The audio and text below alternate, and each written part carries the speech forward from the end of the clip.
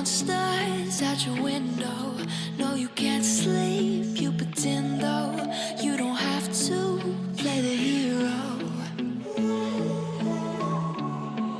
'Cause I got you like you got me. When the earth shakes, when the bombs scream, until our last breath, every heartbeat.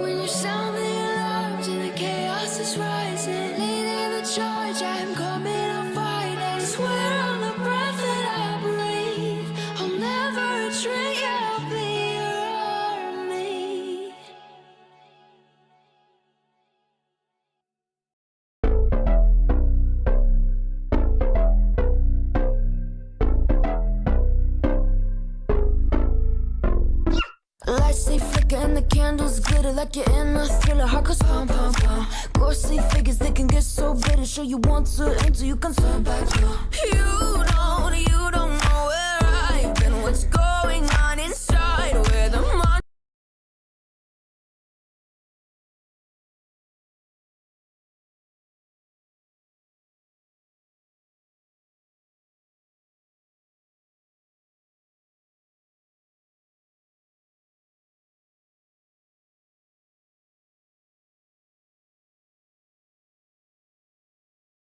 Take over the series lead and win the series outright in this, the seventh and final round. Let's have a look. In the women's series, there are 4 teams who... Van harte welkom bij de laatste wedstrijd van de Zwift Grand Prix. Apotheose, vooral dan straks 8:15 wanneer de heren van start gaan. Wedstrijd 7, superbelangrijk, dubbele punten, Harrogate. Zo meteen binnen ik ga even kijken, een kleine 10 minuutjes gaan eerst de dames van start. Een uitstekende gelegenheid om te kijken hoe de wedstrijd er zal aan toe gaan. Het is een puntenrace. Op 4 plaatsen onderweg zijn er punten te verdienen. En dan aan de finish voor de respectievelijk de 2 eerste, de 5 eerste en dan de 6 eerste. wat er dan ook gebeurt is, wanneer je punten neemt, dan ben je ook uit de wedstrijd. Niet enkel belangrijk om punten te nemen, maar het is ook super belangrijk om goed na te denken over de punten. Betreffende de mannen, daar gaan we straks op terugkomen rond 9 uur, wanneer we de voorbereidingen doen om de wedstrijd daar. Betreffende de vrouwen hebben we een ploeg internationale ladies, geen Belgische vrouwen vandaag. Op zich het eerste seizoen dat ze op dit hoge niveau kunnen en mogen meedoen. Dat is wel knap. Een beetje ups en downs weliswaar. De tijdrit was dan de mooie up van dit seizoen met een mooie 5e plek. Voor de rest doen ze hun best. Het is niet makkelijk, het is niet zomaar de beste wint. Je moet ook supergoed nadenken, de juiste momenten weten. Vandaag ga ik hen proberen een beetje bij te staan voor de eerste keer. Belangrijk dus om iets van punten te nemen. Je hoeft daarom de wedstrijd niet te beëindigen. Dat maakt helemaal niks uit voor straks de einduitslag. Ik ga proberen hen binnen die top 10 te loodsen vandaag. Als het eventueel mogelijk is. We gaan dat wel zien. Mijn best doen. De heren is andere koek straks. Wij staan op plek 1 met de heren. En er is uiteindelijk technisch maar 1 ploeg die ons nog kan bedreigen. Het zal dus tussen ons en tussen Next gaan. Straks meer. Theoretisch kan ook Wahoo nog winnen, maar dan moet er al heel veel gebeuren. Ik ga even overschakelen naar YouTube en dan kom ik zo straks bij u terug voor het vervolg met de heren en ook zo meteen nog even met de dames. Maar ik moet eerst even de dames toespreken en een beetje coachen. Tot zo meteen. First 3 sprints and are always the first non-scoring rider, then you're absolutely exhausted for the finale as well. That is another problem here, isn't it? Assessing who's ahead of you. Yeah, it's a big one. And we've seen that actually in the past with point hunters where you had people take a lot of risk up front and then the pressure is on immediately after that. And there's not a lot of time between the points that are available. And so you go all in and you've expended all this energy. And then next thing you know, it's really difficult from that point forward to compete with those who have been sitting in and kind of waiting. There is a lot of opportunity, though, on this course for some of the teams to perhaps use those sprint points as leadouts, even though you could counterattack some of those places. You know, this is short enough with the landscape that's available between these sprint points for teams to play a little bit of tactics with what happens on each of them, or they could race a little bit negatively or a little bit like controlled and settle things down and just wait. It'll be interesting to see how much risk is actually taken. I have a feeling that some of the teams that are a little bit further down but still have a chance at winning, or the teams that are just like, look, we got nothing to lose and just want to have a good day out there, we might see some crazy tactics coming from them. I haven't yet considered, Nathan, and I've never seen this either. I don't know if you have. The concept of one team of 5 riders smashing it from the start, going into a team time trial format and just taking out the first 5 points. I'd have to get my calculator out and work out what they could get there as well. They'd be scoring first, second, third points of those sprint points. I wonder mathematically, I can't work that out in my tiny brain, Nathan, but have you ever seen that before? Yeah, I actually think it's not the worst tactic in the world. You're rolling the dice a little bit to say that the other teams aren't going to score as much as you are by doing that, but you can, if it works, you can solidify for sure a certain amount of points that might be better at the end of the day than everybody else because they're competing so much for the larger points at the end. So definitely a tactic that could work up front. Right, well, we'll keep a very close eye on how we think the teams are unfolding things. Thank you, Nathan, for that. Matt, let's have a look at the riders being brought, because in both the men's and women's races, there are a few teams who've had last-minute issues as well. It's a tricky time of year, people getting ill and what have you right at the end of the series. Let's talk through who we know we have got, though.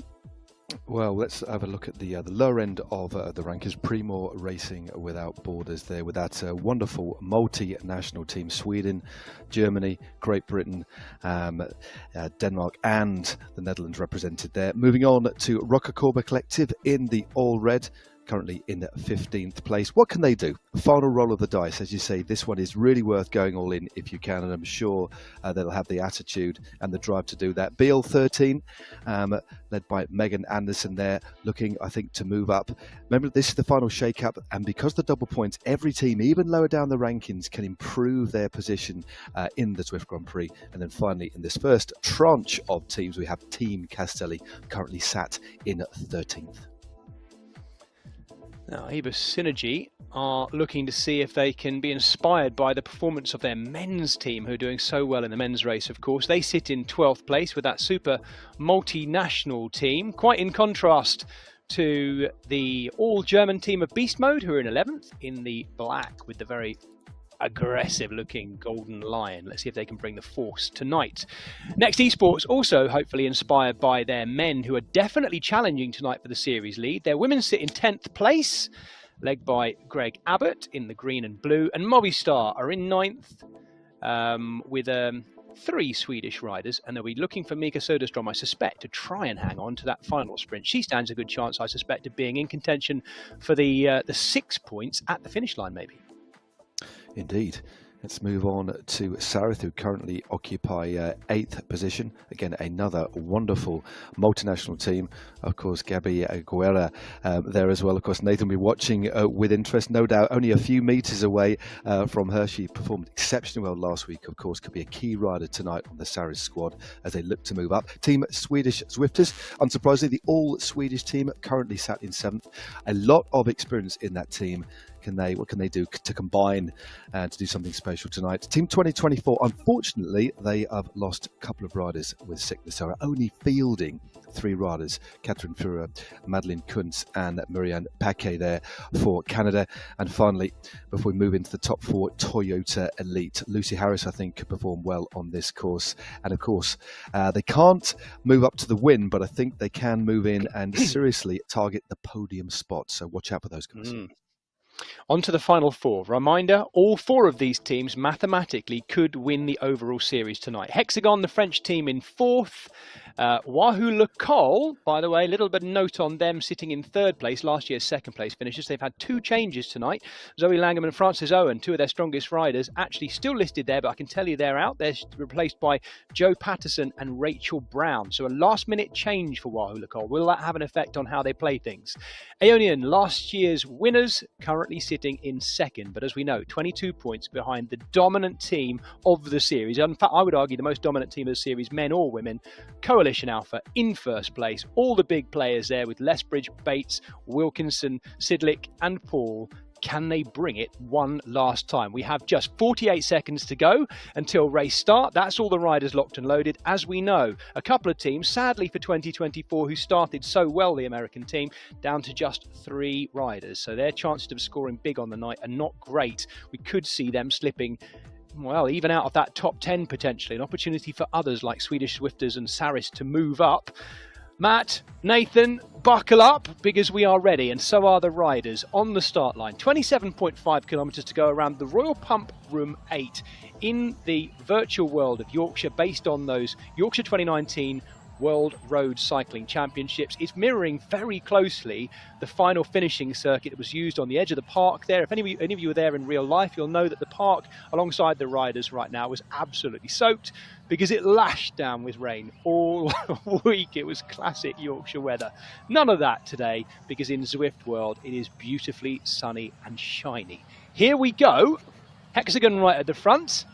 And the riders are off. Who is going to go for these first sprint points? It comes after only 2.6 kilometres at the sprint reverse point. After this first one, we have a much bigger gap of some 10 kilometres until the next sprint point. This first one, if they want to get some distance between them and the other riders, Matt, they're going to need to go very soon. Yeah, you can already see just the shape of the bunch here as they head. This is basically the way that the race would normally finish, heading out initially. As we're looking at the squad of Coalition Alpha. Back to my point about the shape of the race, they are moving pretty quickly here. They are moving very, very quickly indeed. Just down the descent. Give a wave to Scotty and give a wave to the brew house. Spent many hours in there a few years back, just on the corner there. But no, this is going to be fascinating. As you said, this first sprint, absolutely crucial. those first two riders will lose. And as we move through these points, more and more riders will drop out of the race. And I would imagine, and I think it's probably worth bringing Nathan in just a few moments' time to talk about that this can't be left to chance. Every team here will have already, one would imagine, designated somebody to try and attack early, as we see Klein moving clear from beast mode. Julia Klein has gone solo. Now don't forget, let me remind you, at this first sprint point, which comes after only 2.6 kilometres, only 2 riders can score points. 2 points for the winner, 1 point for the second place. So if they go for this and don't come across the line, it's going to be a problem. Nathan, strong early move by beast mode. This is Julia Klein who's gone clear. Looks sensible, doesn't it? Yeah, it's a big risk. I think, it could also be a little bit of a draw out, right? So there is a big tactic when it comes to baiting out energy from other teams. And then one of your main riders that's actually going for the points will come up and over the top. We'll see. I would have a feeling perhaps if Klein will take them, but there may be somebody waiting in the fold here to try and come over the top. Yeah. You can just to let people know what they're seeing on the big screen as well. Off the right-hand side are the current positions of the riders. Underneath each of their names is their watts per kilo. I know all the Zwift regulars will know that, but if you're tuning into our YouTube channel here for the first time, that's what you're seeing. It's an exact measuring of the watts per kilogram of body weight for each of these riders. Everything's been ratified. The riders have been weighed in. All of the bikes and the equipment is completely neutralized, by the way. So despite the fact you're seeing loads of different colored Tron bikes and all sorts of equipment being used, everything is neutralized. It's all down to the rider's individual performance. And look at that. Klein has gone from front to back. Yeah, that was, that was a good play. It was clearly a plan. She'd obviously warmed up, got completely focused and attacked, but there's so much at stake here. These early points, absolutely crucial, of course. And now it is Team Swedish Zwifters that are clear. The first two riders, Fardström and Embring. Now, Embring, a real OG. She's been on the scene for a long time now, enormously experienced, and she's putting out 7.2 watts a kilo, 170 beats a minute. She's opened up a slender lead of a second. Is it going to be enough if they head up this nasty little drag? And just see top right of the screen there, that shows you the incline, the percentage gradient. It's almost imperceptible, but you definitely feel it up this long grad. But a good move here by Embring. Yeah, and she's got company though as well as we're getting closer and closer to that final sprint, and it's Hexagon and Aber Synergy going for it. I've got to work out the kilometres here. 25 kilometres covered. We must be almost at the sprint point. There it is. It's going to be so close between these two. Hexagon get the maximum 2 points, 1 point for Aber Synergy.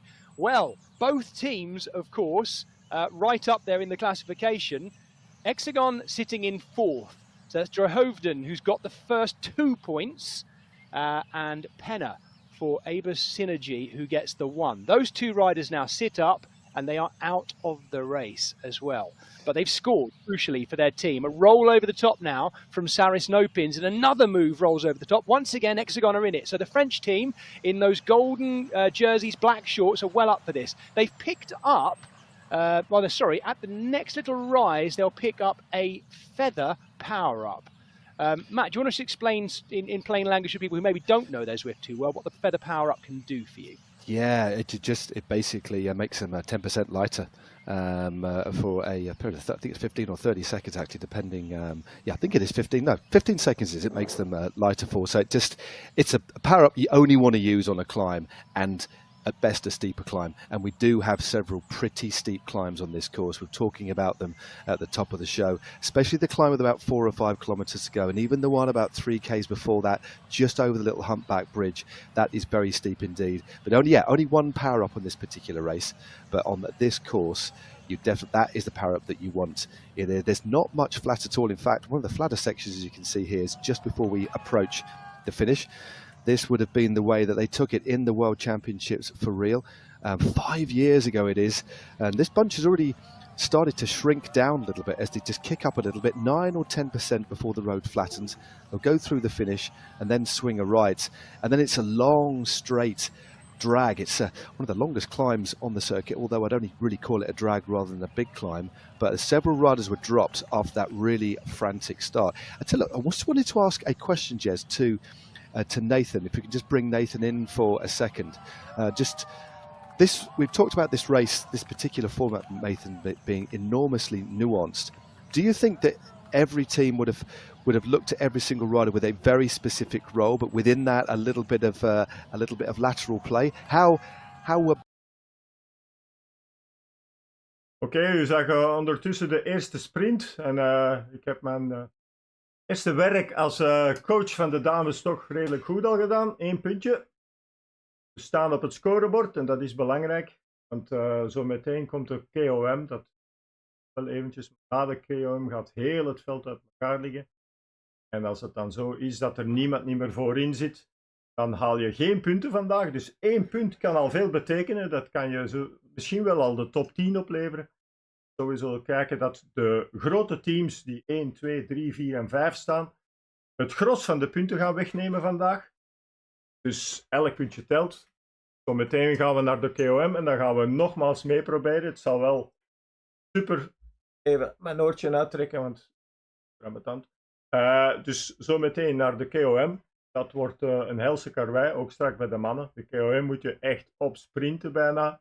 Want zelf als je boven geen punten pakt, is het belangrijk voor de sprint die heel snel daarna komt. En de tweede KOM die dan weer heel snel daarna komt. Je ziet hier de structuur van de punten. Het is dus altijd 1 persoon meer die punten kan nemen. Maar je moet natuurlijk wel opletten, want je kan wel overal 1 punt nemen, maar dan eindig je met 5. En als onze tegenstander straks bijvoorbeeld next gewoon de eindsprint wint, hebben ze 6 en zijn ze alsnog de overwinnaar van het geheel. Er is maar 1 prijs te verdienen aan heel dit Zwift-systeem en dat is de eerste prijs, $10.000. We staan vanaf race 1 aan de leiding. Het zou zo zonde zijn om het vandaag weg te geven. We gaan ons 100% smijten. Je hebt niet alles in de hand, maar je kan maar supergoed voorbereid zijn, wat dat we sowieso zijn. En we gaan dan straks zien op 8:15 bij de mannen dat dat genoeg is voor de algemene overwinning. Maar de vrouwen die zijn goed bezig. Als ze dit kunnen houden, dan zie ik ze wel top 10 rijden, want er gaan zeker ploegen zijn die vandaag geen halen. 10 sevens nog op de KOM. Voor de KOM van de vrouwen een beetje kennen, hebben we Emilia Welte, een Duitse, toch redelijk goed kan klimmen. En ook een Amerikaanse, Melissa Aitken. Zouden de 2 speerpunten zijn voor misschien punten te pakken, ofwel op de KOM, ofwel in ieder geval mee te zijn en punten te pakken in de sprint net daarna. Voor de rest gaan we moeten afwachten. Het zal kantje boordje worden, net als voor zoveel anderen. Zeker als de toppers gaan. Ik ga het woord weer eventjes teruggeven aan Zwift, zodat ik nog even met de dames kan overleggen over de tactische plannen voor zo meteen. Ik kom straks bij jullie terug. there could be several teams many teams that don't actually score any points tonight at all. So that's going to be an interesting one. So they're really scarce, and so massively important. I think to have a plan, but also to react as well. But Hag, this is clearly a play by Hag, who's now opened up her lead to just about 10 seconds. It's a good move. She's riding and holding between 5.5 and 6.5 watts a kilo on this Dragon, as you can see at the top right hand corner of your screen. This is 5%. It goes on for about 2 or 3 kilometers, and that great picture there shows that she's fully out of the saddle, using that high torque, low cadence technique, which many of these esports riders use. This is the long, very draggy climb that caught a lot of riders by surprise riding out of Harrogate. The start of it, turning away from the park, was where in the men's race, Mathieu van der Poel just literally pulled the plug, didn't he? He was in that leading group. And I think actually, I've really enjoyed the London World. I enjoyed the fact that, of course, where were we? The PRL Half London course, that Surrey had been pulled up to replace the whole south of London last week. This week's World in Yorkshire is incredibly true to life as well. The amount of detail that's gone into this, mirroring the course at Harrogate, is remarkable. But this is a testy ride. You I think IRL, Matt, would have ridden that finishing circuit as well in Harrogate like I did, and this was, and it's mimicking it here in Zwift very clearly, kind of imperceptible drag. Just hard enough to make it really work for it. And then this particular section, they've gone up, they've absolutely rocketed. Well, Hag has rocketed up that. She's opened up the lead. It did max out a few seconds ago while you were talking there, Jess, about 14 seconds. It's back down to 11.7. And it's Motas of Hexagon who was trying to get across the gap, but she's been mopped up. And this particular section, it's still arrow straight to the top part of the circuit where they will swing right and start to kick up a bit more before dropping down the very fast descent to pick up another drag. This is almost like a roller coaster, so you can really carry a lot of momentum here and save a lot of energy if you apply the power to the pedals on this particular straight. So we've gone down and now we're picking up again, as you can see, 2%, and she's still holding a lead of just under 8 seconds. So this gap certainly isn't cut and dried, and there's certainly an eagerness to potentially bring her back from behind. Multiple teams taking pulls on the front. Yes, it's the long ride out into the rolling hills in amongst the sheep and the farmland, well away from Harrogate itself. I must stop talking about those IRL Worlds in 2019, but this is where the various different campsites were out this way. So many fans camping out and enjoying watching the racing. And the reason I bang on about it, Matt, and we're banging on about it a little bit, is that the wonderful thing about Zwift is that we get to kind of preserve that world of Harrogate that so many people enjoyed IRL on our televisions, and then get to relive it again and again and again in racing. Totally. And in training. It's fantastic. I couldn't agree more. It's almost, we live in this modern era, but it's almost quite nostalgic. Every time I ride on this world, and it is one of my favourites, when it's a choice to ride on, I generally do hop on and do this very circuit, the Royal Pumproom 8, as we look at the bunch chasing behind, still on this long straight road. But she's managed to pull out her lead now to 8.9 seconds. But just look at her heart rate, 4.4 watts a kilo. And by far, unsurprisingly, she's got the highest heart rate at the moment, 195 beats a minute, as the road just starts to drop before it kicks up again to that right-hander. There's another little drag of about 4%. And then there's that really fast little descent with a switchback before the next drag up to the next right-hander. Yeah, that heart rate is a lot higher than almost any of the other riders in there. She is working that bit harder. The watts per kilo indicate that as well, always knocking somewhere just above 5 watts per kilo. She is working well. 5 to 6 watts per kilo consistently since she attacked Elisa Haag here, the German rider from riding for Beast Mode, who's sitting in 11th place. But Matt, this is what I'm talking about. She's chosen the longest gap between sprints to go for a solo break. If she gets caught just before it and comes 4th, because there's only 3, 2 and 1 points here, this will have counted for nothing other than the fact we're talking about her. And she may find herself caught by the peloton and be out behind them as well. Yeah, but she's built the lead up again, so she's really persisted. There's no real cohesion in terms of an organised chase, as you can see. And just by the shape of the bunch behind, it's not in that teardrop. It's quite bunched across. The bunch in this particular position, almost as wide as it is long, just showing that they've backed off ever so slightly. So much, in fact, the lead has shot up now to 13.5 seconds. So very interesting. And as we thought, this bringing Nathan again. Nathan, I think it's fair to say that although we've seen a lot of aggression so far, because this is so complex, it also could become very, not so much negative, but exceptionally tactical. And we could see the peloton really back off the pace a bit, because they don't need, because if she does take these points, she's then out of the race, and we've got essentially a hard reset, haven't we? Yeah, and I also think if you look at this Pop Bank descent, I think that's a big reason why the riders are kind of Alicia Haag at this point, she's trying to open up enough of a gap that it doesn't get eaten completely away on the descents. And this is one of the first times at the very, very high level we've actually been back on this specific course since new pack dynamics were developed, actually, that don't reward the roll-through speed quite as much of the big peloton. And so Haag and Beast Mode, and they got some good DSs in there. They know that. They're in the back of their heads going, hey, with new pack dynamics and the ability to stay away, perhaps the downhills isn't going to roll through quite as much unless they really work to bring her back.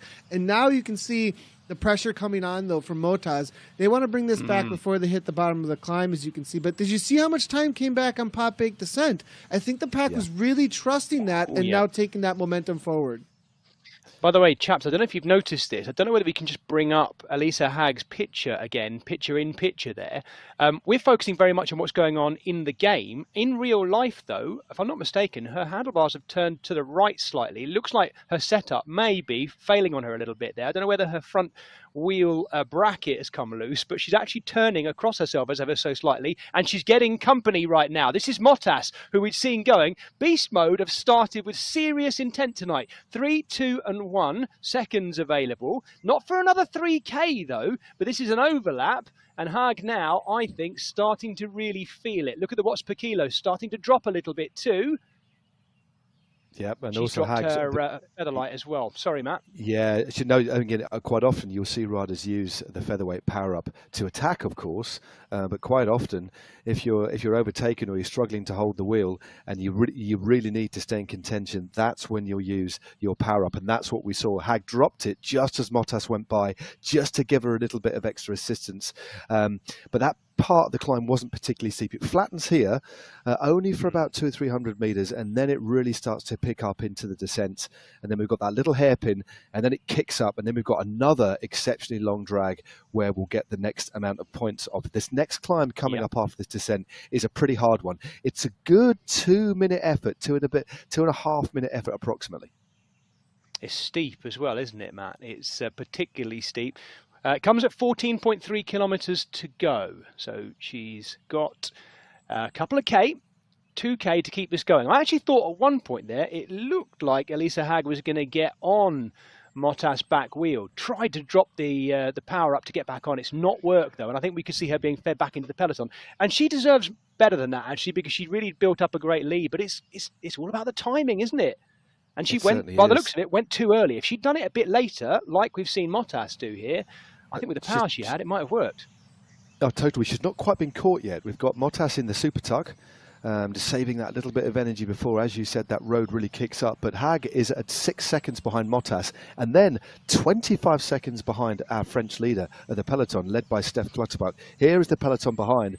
So there's a big gap. So Haag herself still has 20 seconds over the peloton, as Mottas, just at the right time, deploys the featherweight power up. So good tactical deployment of that power up, especially on that steep part of the climb. So it looks as if Mottas, one would imagine, unless something catastrophic happens, she should stay away to take the maximum points and disappear from the race. But Haag is still 9 seconds behind, but a big gap now. But of course, the peloton don't need to worry too much at the moment, because this isn't a race-winning move. This is what we have to constantly remind ourselves. This is a break that will serve a purpose. All being well for that team, she'll score the 3 points, but then she will be gone, and then we'll have this reset, and the race will essentially start again.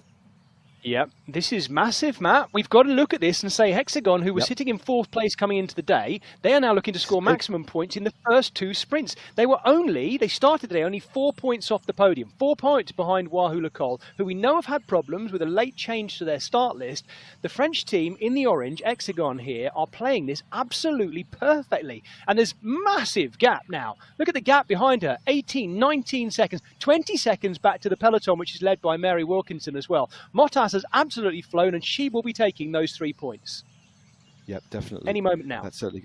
Yep, but she's got a little bit further to go, but 18 seconds. So we've got this little right-hander, and then the road gets steeper again. It's a horrible climb. It's steep at the bottom, then flattens a bit, then kicks up again at the point you don't want it to, just after this mini roundabout. The gradient flattens slightly, then goes up again, and then it's only within the last 300 meters you actually get the finishing banner in sight. It's steepened, there we go, it steepens up to 4, 5, maybe 6% on this particular section, and you can see the archway in a few seconds time as we look at Harris, who's trying to go for 2nd place here. She's now 15 seconds behind Mottas, who looks like she is going to take the points, and drops her power up for Toyota Elite Cycling. So it's going to be a real battle for the 2nd and 3rd place here. Yes, it is. Toyota Elite, don't forget, sit in 5th place, 1 place behind Hexagon going into today as well. They're not within contention of taking the series lead, but they're certainly getting closer, if Harris can stay clear, to thinking about that podium. Look at the gaps, though. Actually, Harris is getting company there. Mottas, we know, is going to stay clear. She takes 3 points. 2nd sprint point this on top of the KOM. She's taken 3. Who's going to get the 2 and 1? Don't forget, Harris now is going to get nothing out of this, despite all that hard work. And it's Coalition Alpha Mary Wilkinson is out of the race. She's taken 2. And the final point goes to Aeonian. So it's the very top teams who are hoovering up the points here as well. It's cruel, isn't it, Matt? I came into today, honestly, I haven't mentioned it yet. I'm desperate for Primoz Racing Without Borders to get a point today in the series. And I just want them to try something because they're there. They've got riders there in that pack, but it's so hard when you're up against the very, very best riders in the world. It is indeed. The likes of Mary Wilkinson go for those early points, and that's a big gamble when you look at the composition of a Coalition Alpha and how important Mary Wilkinson is, especially riding on home soil. She's from the north of England. She rides along the roads of Yorkshire, but she'll be now out of the race. But she's done well, and she's scored some very, very important points. Because the tally so far, as you can see on the left-hand side, Hexagon leading with 5. They have had a blinding start to this race. They really have. And remember, if you just joined us, and apologies for keep reminding you, but it is double points on offer. So their top 4 placings could change, and nothing is set in stone yet. No. Crucially, by the way, the riders that Lucy Harris is going past are out of the race now, of course, because she didn't score any points. She was the first non-point scorer, but of course she was well clear of the peloton. So she keeps going now, and it leaves her in the lead. And it's not long to the next sprint point. There's only 2 kilometres that separate, of course, the King of the Mountains from the sprint back where we were. They then go around a little bit of a loop, and they reverse what we've just done. That's why it's called the Royal Pumproom 8. It goes back in the opposite direction, a figure of 8. And we have Lucy Harris, the British rider, riding for Toyota Elite, who came into the day sitting in 5th place, now cleared by herself. 5 seconds lead over her own teammate, the Finnish rider, Koistinen. Oh, somebody's gone straight over the top Koistinen. It's almost as if she was slingshotted there. Koistinen dropping a featherweight power up as well.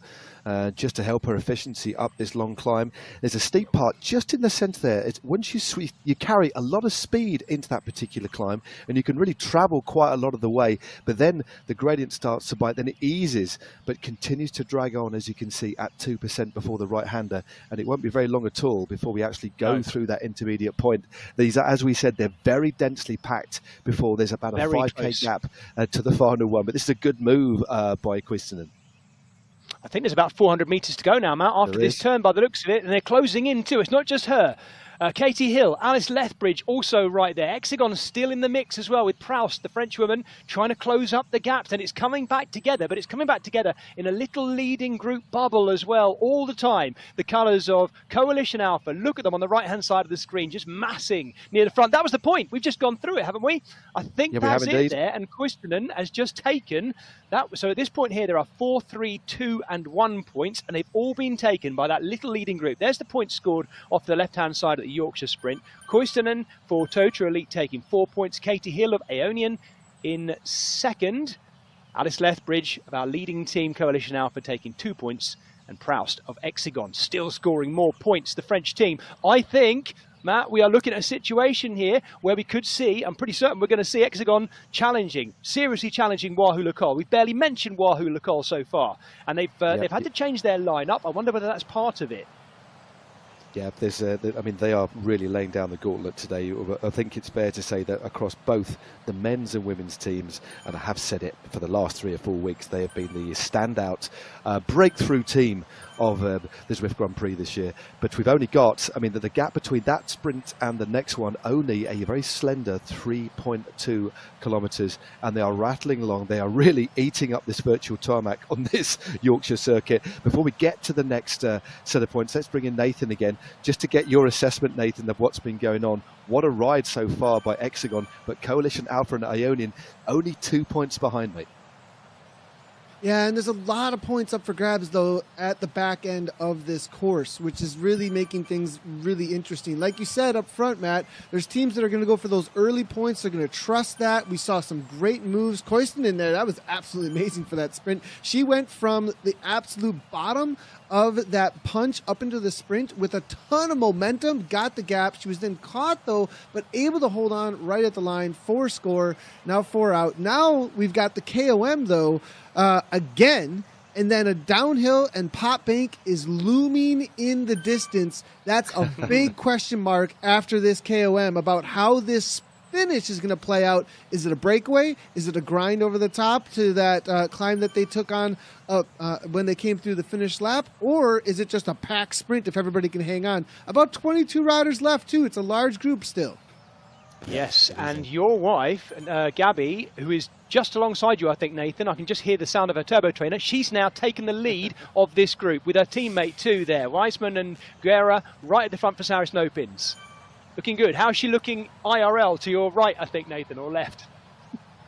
Calm, very calm, and concentrated, super concentrated. I can't really, she's playing it cagey today. She's not showing a whole lot of, which tells me she's super focused, real focused right now. Oh, I love this. This is wonderful because she's hearing your in real life commentary on her in the same room while it's going out around the whole world on our YouTube channel as well. That's a unique opportunity, that. Hey, we're getting closer. Thank you, Nathan. 10 kilometers to go. The final King of the Mountains point comes with 8.8k to go. They've got to ride back out in that direction. They've gone around this little loop now, and this is where they complete the figure of 8 by going back out to that King of the Mountains point. After that, there will be 8.8 kilometers of sorting themselves out before that final sprint. Don't forget, at this next KOM, there is 5, 4, 3, 2, and 1 points for the first 5 across the line, and that will leave 66 riders yet to score, of which only 6 can score on the very final finish line. There is the points scored so far. Hexagon having a brilliant day, scoring every single point so far. First, and 4th. But Toyota Elite showing real intent at the last one too, to try and move up. Notably, it's kind of rallying of the teams who are in 4th and 5th. Matt, dare I say it?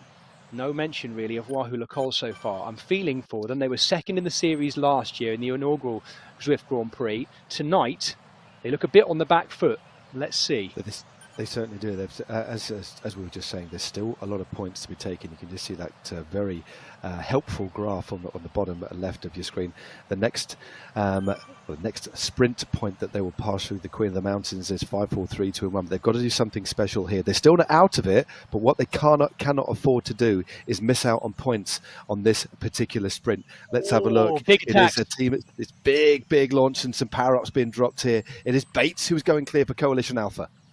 Yeah, she wants to get those 5 points if she can. We know that she's been, in this series, Matt, I think it's safe to say Lou Bates has actually been unmatched in uphill sprints. Rises, long drags, things like that. She has been, well, the others will know just how dangerous this is. And they might even, dare I say it, they might even think about not trying to challenge. But not yet, though. Ariel Verheeren going after her. The 2 top teams racing for top points here. First team and second team, Coalition Alpha and Aeonian going for this one.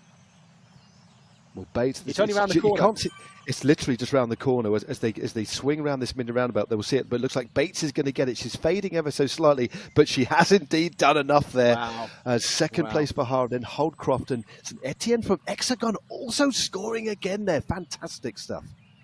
Yes, well, you say fantastic stuff, Matt. Don't forget, these riders can't score any more after this point. So even though they're getting in amongst the 5, 4, 3, 2, 1 points available there, if you get the 1 and you were feeling really good, you might now be kicking yourself thinking, I had a chance of getting those 6 at the finish line, because that following group isn't massive. That's definitely not the 66 riders left in the race. In fact, we've just seen riders rolling through on this figure of 8 course going in the opposite direction. So we know there's been a lot of riders dropped. And here is one of the big riders, up-and-coming riders of the series, Colombi. Do you remember in the last round how long she was out there for on the London course by herself, Matt?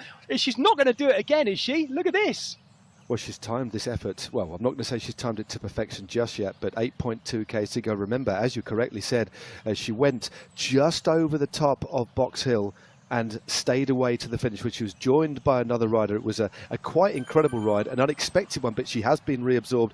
I had no more points out on the road until the finish now, remember. And it is Coalition Alpha heading in to the all-important final sprint, who lead now with 9 points. Ionian second, equal there with Hexagon with 8, and then Toyota scoring finally with 4. So, and just a small clutch of riders. But these next 2 climbs, although there's no points to be scored at the top, this is where I think the stronger riders are going to come to the fore and try and whittle it down, because as you know, Jez, this next climb is hard, and then the next one after that, which only comes 2k's over the top, is brutally steep and the hardest climb on the Yorkshire course, and that's where I think we're going to definitely see some attacks. what an elite leading group as well. This is not the peloton, what's left of the riders. This is now a leading group with many, many more riders behind them. 66 riders have not scored. 66 riders have not been eliminated. And this is what remains of the front end of the race now. I mentioned, would it be Mika Soderstrom for Movistar who'd be battling for those final points? She's right there, the Movistar rider. 2 riders from Saris Nopins. Gabi Guerrera there trying to get back up to Colombi, who's gone again. I wonder whether she has something more. We saw her go, how many times did she attack on Box Hill last week, Matt? It was multiple times, wasn't it? It was. I mean, we were almost thinking, is this the right thing to do? She's a rider that we haven't really talked about too much, but that was a real burst onto the scene last week. It was a spectacular race. But what I was impressed with was her ability to recuperate after attacks. And look at the damage behind. And we knew that this particular section would be ripe for trying to rip things apart, and that's all she's doing, hammer blow after hammer blow, and there's another stiff climb to come after this one. Nathan, so impressed by Colombi. She's taken these last 2 races really by the scruff of the neck, hasn't she? Yeah, Colombia is dangerous for sure. We've seen it the last couple of races. She's definitely one to be watching out for, a marked person, and she has been going at the absolute perfect times. Roll through speed, attacking the downhills, taking it to the racers when she knows everyone's hurting. That's when you got to go, right? Those who are experienced in racing, when everyone's hurting, that's when the breaks are going to happen, and that's exactly what she's probably thinking is, I know I'm hurting right now, so they've got to be too. Nathan, you're such a professional. Yeah. You're such a professional because your wife is locked on her wheel about a metre away from you sitting right now.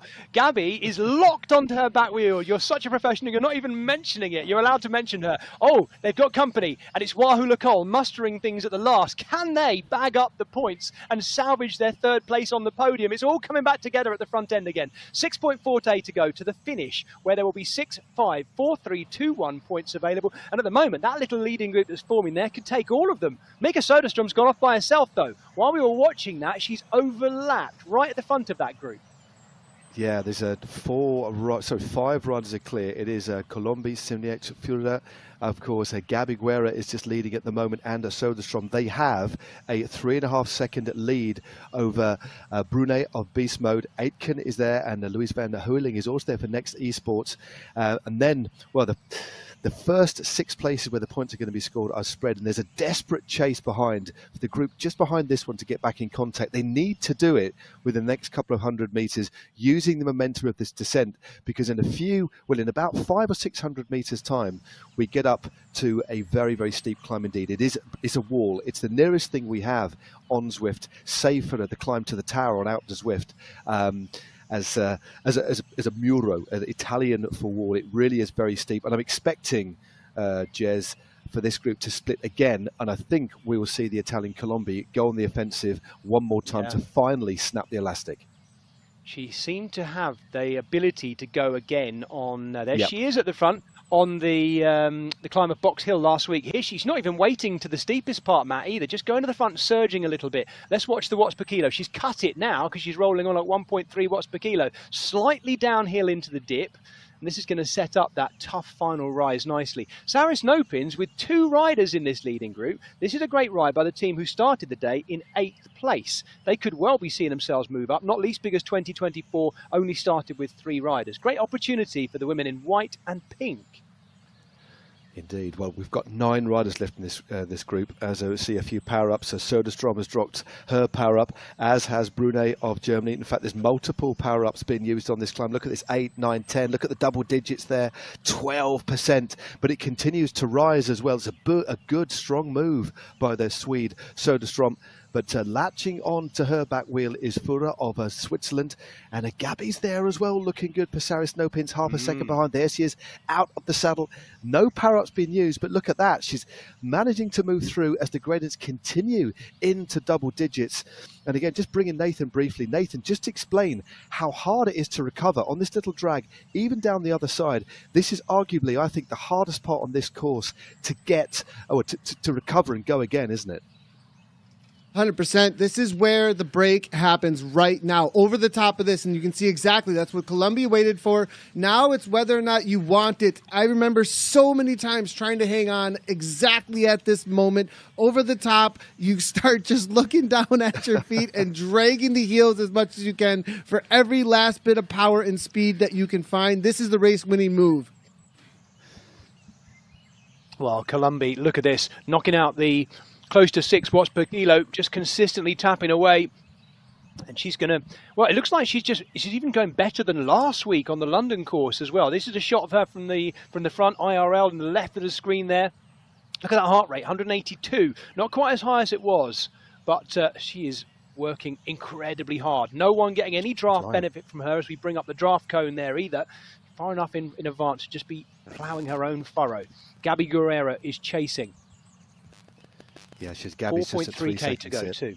Yeah, this little downhill section, as you can see, minus 2%. They'll swing left. They'll continue on this little downhill section, and then we're basically going on this reverse roller coaster section. We swing left. We lose elevation all the way into the heart of Harrogate, but there are a couple of nasty little drags on the run in here. But this is what Columbia has done so well in the past. She's only a very light rider, but on that flat section down there that we just saw a few moments ago, Jess, she was still putting out well in excess of 6-7 watts a kilo. This is mightily impressive, and Gabby Guerrero now fading a little bit. She's at 6 seconds, so the first 5 riders are at 6 seconds, and the final rider on the road that will score points at the moment is Bruni of Beast Mode Powerball Rose, and she's at a whopping 15, and further behind her, the 7th place rider on the road is 23 seconds. So it looks as if the points on the road between the top 6 are sorted, but not necessarily the order. So good riding here by Columbia, who continues to power along.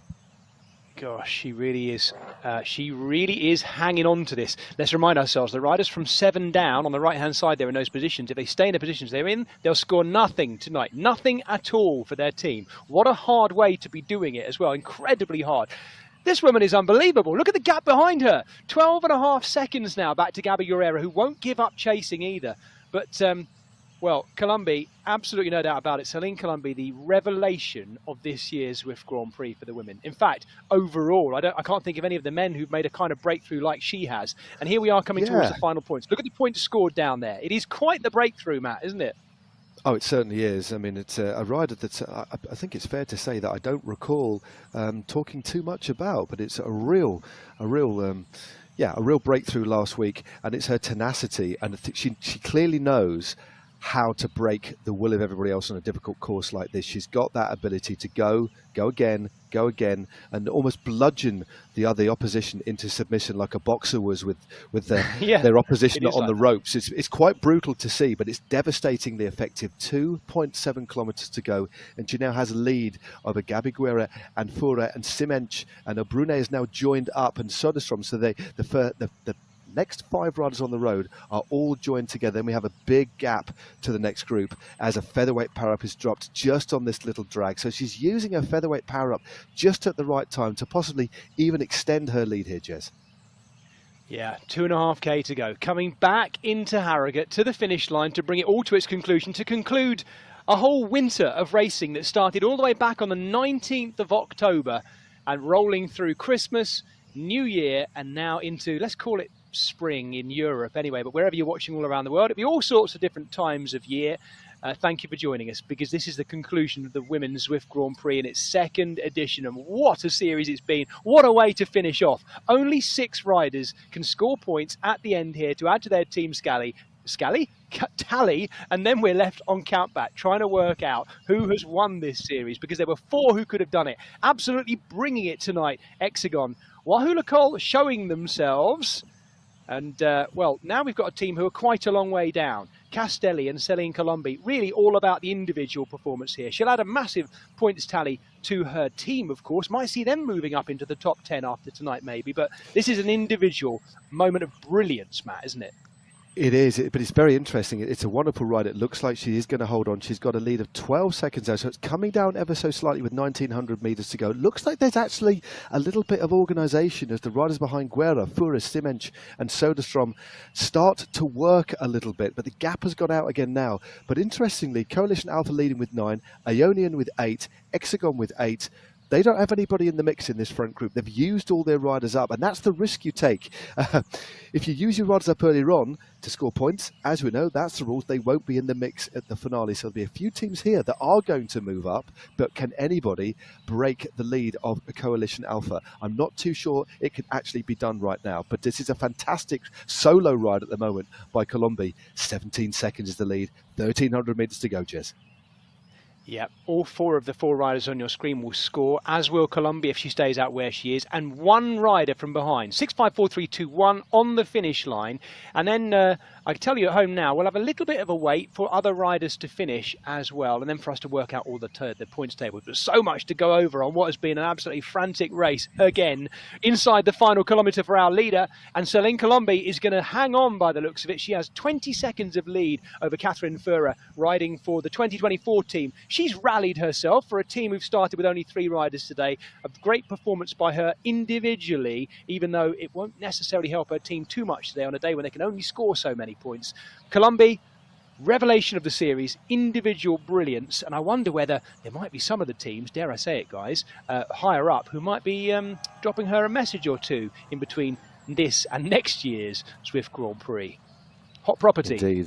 Indeed, the older contract esports rumour mill will go into overdrive after this edition of the Zwift Grand Prix, that is for sure. But here she is, she swings left into the finishing straight, and with a gap of 20 seconds, Jez, she can really savour this moment. What a finale to the season. Utterly dominant. Celine Colombi, we take our hats off to you. You have been the individual breakthrough woman of the series. She takes the final points. Our first rider across the line in this, the finale of the Zwift Grand Prix. And Celine Colombi can freewheel. At long last, she can freewheel. There are the other riders who are in that group as well. I wondered at the beginning of the day whether it be Mika Soderstrom who's going to get the final points. In the end, she'll get second place by the looks of it for Movistar. Movistar second across the line. 4 more points to be taken. And look at them come. Bang, bang, bang, bang. 1 more place to be taken, if my counting is correct, I think. And at the moment, that's Sidlik, who's back there for Coalition Alpha. Wouldn't you know it? The first Coalition Alpha rider to be in the finale here. Well, I tell you what, Matt, this is going to take some working out, isn't it? They've scored pretty well so far. They've not been utterly dominant tonight, but still there.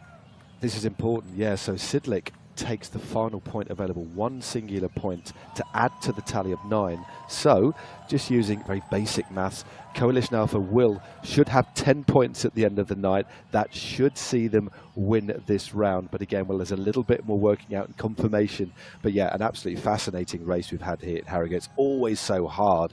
A dominant performance by Colombi. Another standout performance as well from Nathan's wife, Gabby Guerra, there for 3rd place on the day as the rest of our riders stream home here and drop down towards Betty's tea room.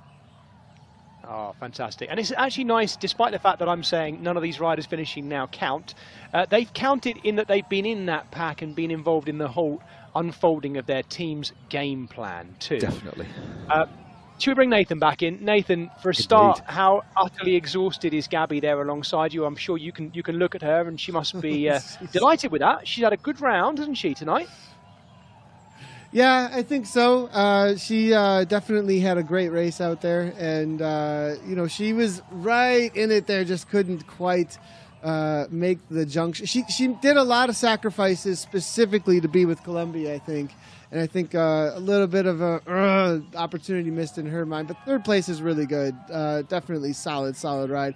Her and Mika, it was kind of watching it. It was a decision moment and no one followed Furrer, and that caused a situation where somebody had to, and so Gabby ended up being the one that had to. Otherwise, Catherine was gone, I think, if there wasn't something closed down. And sometimes it's how it plays. You play that 3rd wheel. Ondertussen zijn de vrouwen gefinished. We zijn even bezig om contact te maken met onze mannen.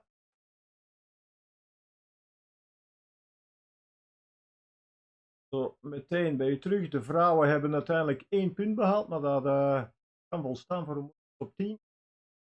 Wachten dus af. As we should, and it's nice to see everyone sprinting out hard their places after a fantastic winter of racing where some teams have chosen to swap riders in and out tactically as we go. We've heard from some of the teams, haven't we, guys, that there's been illness and injury striking some riders down as well. Even Nathan himself has been caught with a bit of illness across the way in his household as well. I think Gabby had it too, COVID if I'm not mistaken, as well, a couple of weeks ago. And so it's a bit like any season, I guess, Matt, isn't it, where you have to cope with all the ups and downs of things along the way. And because we're doing it pretty much weekly, that affects the riders here too. Definitely, when you've got a season spread over several months. I mean, remember, we started way back. Was it November? We started, isn't it? We had a little bit of a break over the festive period, and here we are, fresh into the new year. There's always bound to be riders that whose form ebbs and flows, and that's another factor to take into consideration as well. And obviously, illness and injury always plays a part, unfortunately. The deeper you get into the season, the stronger the likelihood that at least one or two of your riders will fall by the wayside, unfortunately. But thankfully, it hasn't affected things too adversely, save for the team of 2024 tonight, who incredibly scored 3 points. So a great ride, limited resource, and a good ride by them on the night. But yeah, we actually only saw 5 teams not score points tonight. Beast Mode, BL13, Movistar and Primo and Roca Corba didn't actually score. The other teams managed to get at least 1 point on the board. Who would you like to have been managing tonight, Matt? If you were sitting there rubbing your hands going, I'm happy with that, who would it be?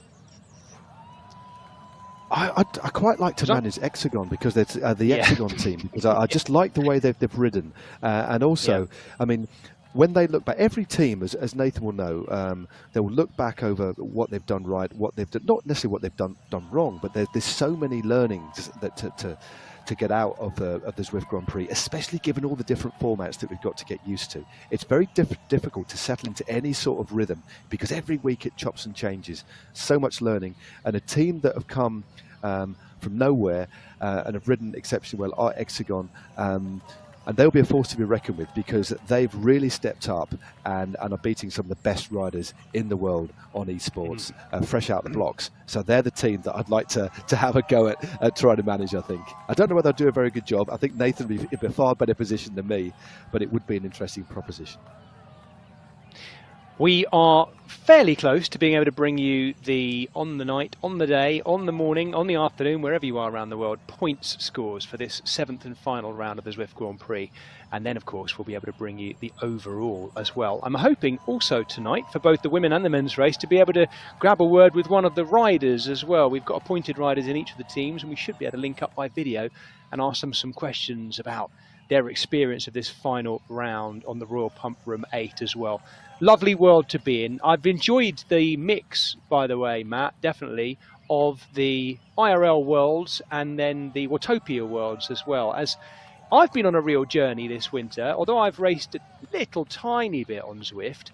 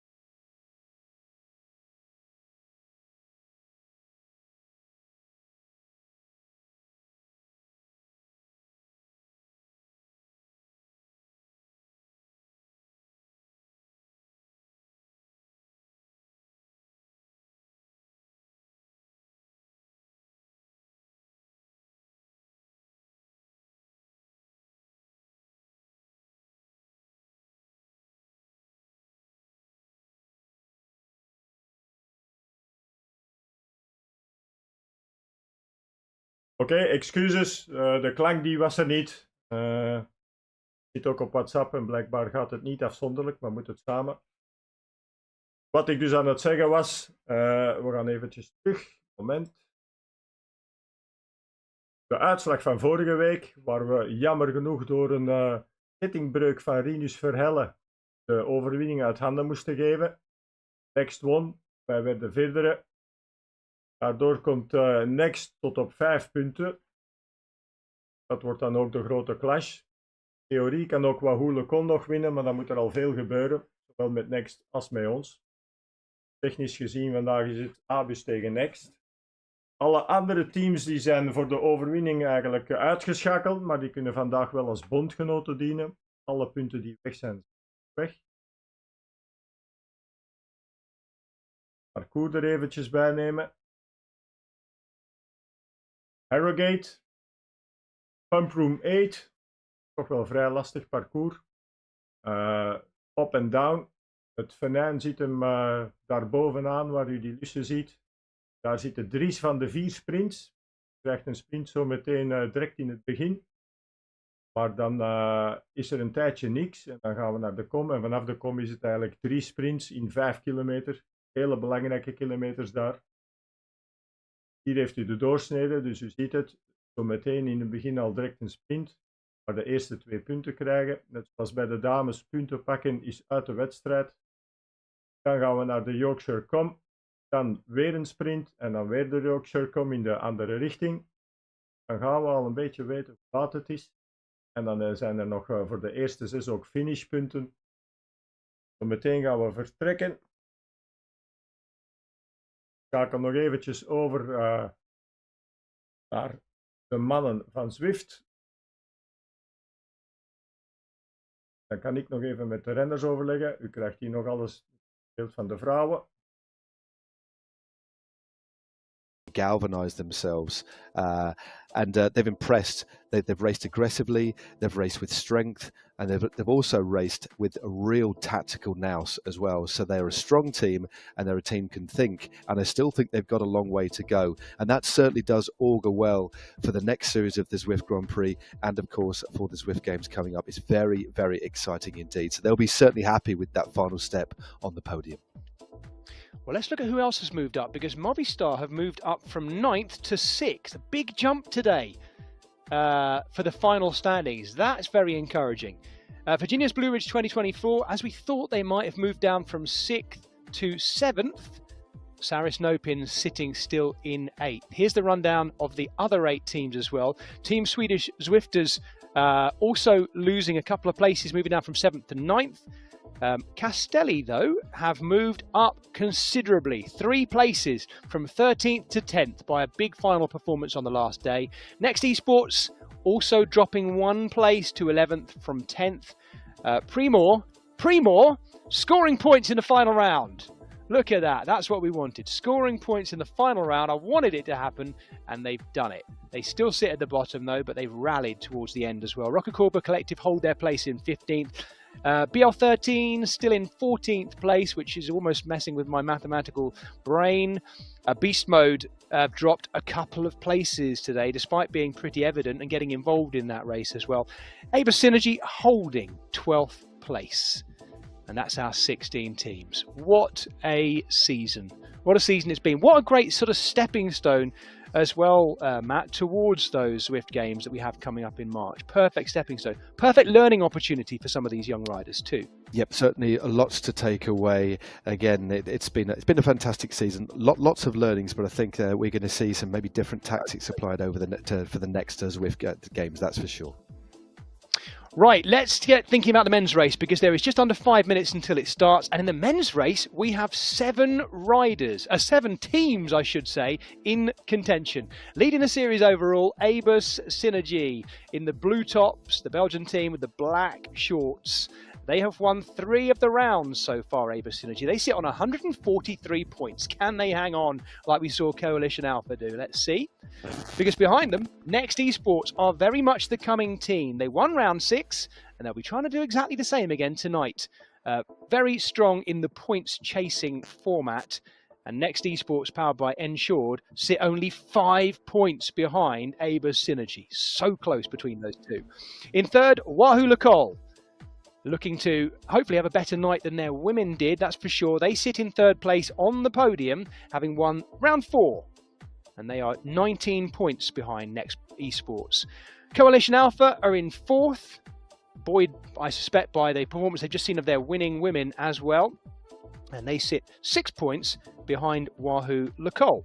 Next up, of the 7 teams who could mathematically challenge for the win tonight, Toyota Elite E-Cycling on 110 points, only 3 points behind Coalition Alpha. Hexagon, the French team, in orange and black, sit in 6th, mathematically capable of winning tonight, but 14 points behind Toyota Elite E-Cycling. And the final team to be in contention, mathematically, for the win is Movistar. Movistar sit on 74 points, but 22 whole points behind Hexagon. Right, let's have a look at who these teams are actually bringing to the race tonight, though, in terms of their individual riders. Battle through Matt, these do you want to Primo race. Indeed, Primo Race Without Borders currently in 16th place. 3 riders from Ireland in that squad: Miller, Morrissey and Ryan. Deepak Elite looking to move up from 15th there. Team Castelli currently in 14th place with their 4 Italian riders and Peter Volk, and Restart currently in 13th place. They'll certainly be looking, with those double points on offer, to move up tonight too. Next up, the French team of Foudre Puncheurs. Will they get to drink from their Foudre tonight? They do have 1 Belgian rider in there, though, Alexis Larocque. Let's hope he is the rock for them come that final sprint. Saris are in 11th, All-American teams. Team Swedish in 10th. Missing a rider, though. Will we come back to revisit what that's done for them on the night? Let's see. BL13 in 9th place as well, looking to see if they can move away from that number 10 as well, get deeper into that top 8. So, moving on to the top 8, they're Beast Mode, powered by Rose. They've been riding solidly, as they always do. Christophe Thiem, quite often the rider that galvanises that particular team. Movistar, as Jez was saying, can move up. They could potentially win this, but it's going to have to be a good one. Harvey Glednis, Jimmy Kershaw there. Hexagon, again, across on the men's, another breakout team, of course. Michael Plantereau has been riding well of late. Toyota Elite currently sat in 5th. Watch out for Brad Guveris, and in particular, on a course like this, Martin Martins could be their key riders. 1.5 minutes to go till the start, just under. Coalition Alpha in 4th place. All of these teams could mathematically win on the night if they get things right. 4th place for Coalition Alpha.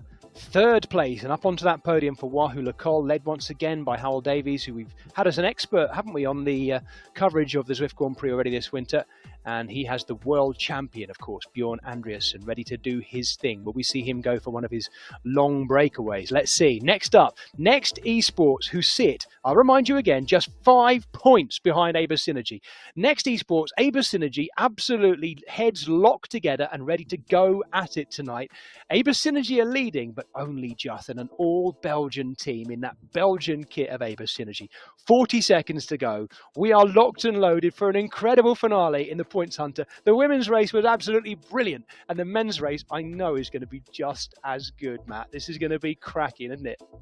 It certainly is, especially with that the first intermediate sprint at only 2.6 Ks to go. We saw essentially several attacks. Just because we got so many points on offer early on, I'm expecting similar in the men's. Of course, the race blew apart. We will see something similar. One thing's for sure, it's delicately balanced at the top. This is going to be a lot of fun to watch, maybe not so much fun to ride. Oh yes, 2.6 kilometres to go to that first sprint point where... Oh, fuck. Ja, Koen. Hoor je mij, Koen?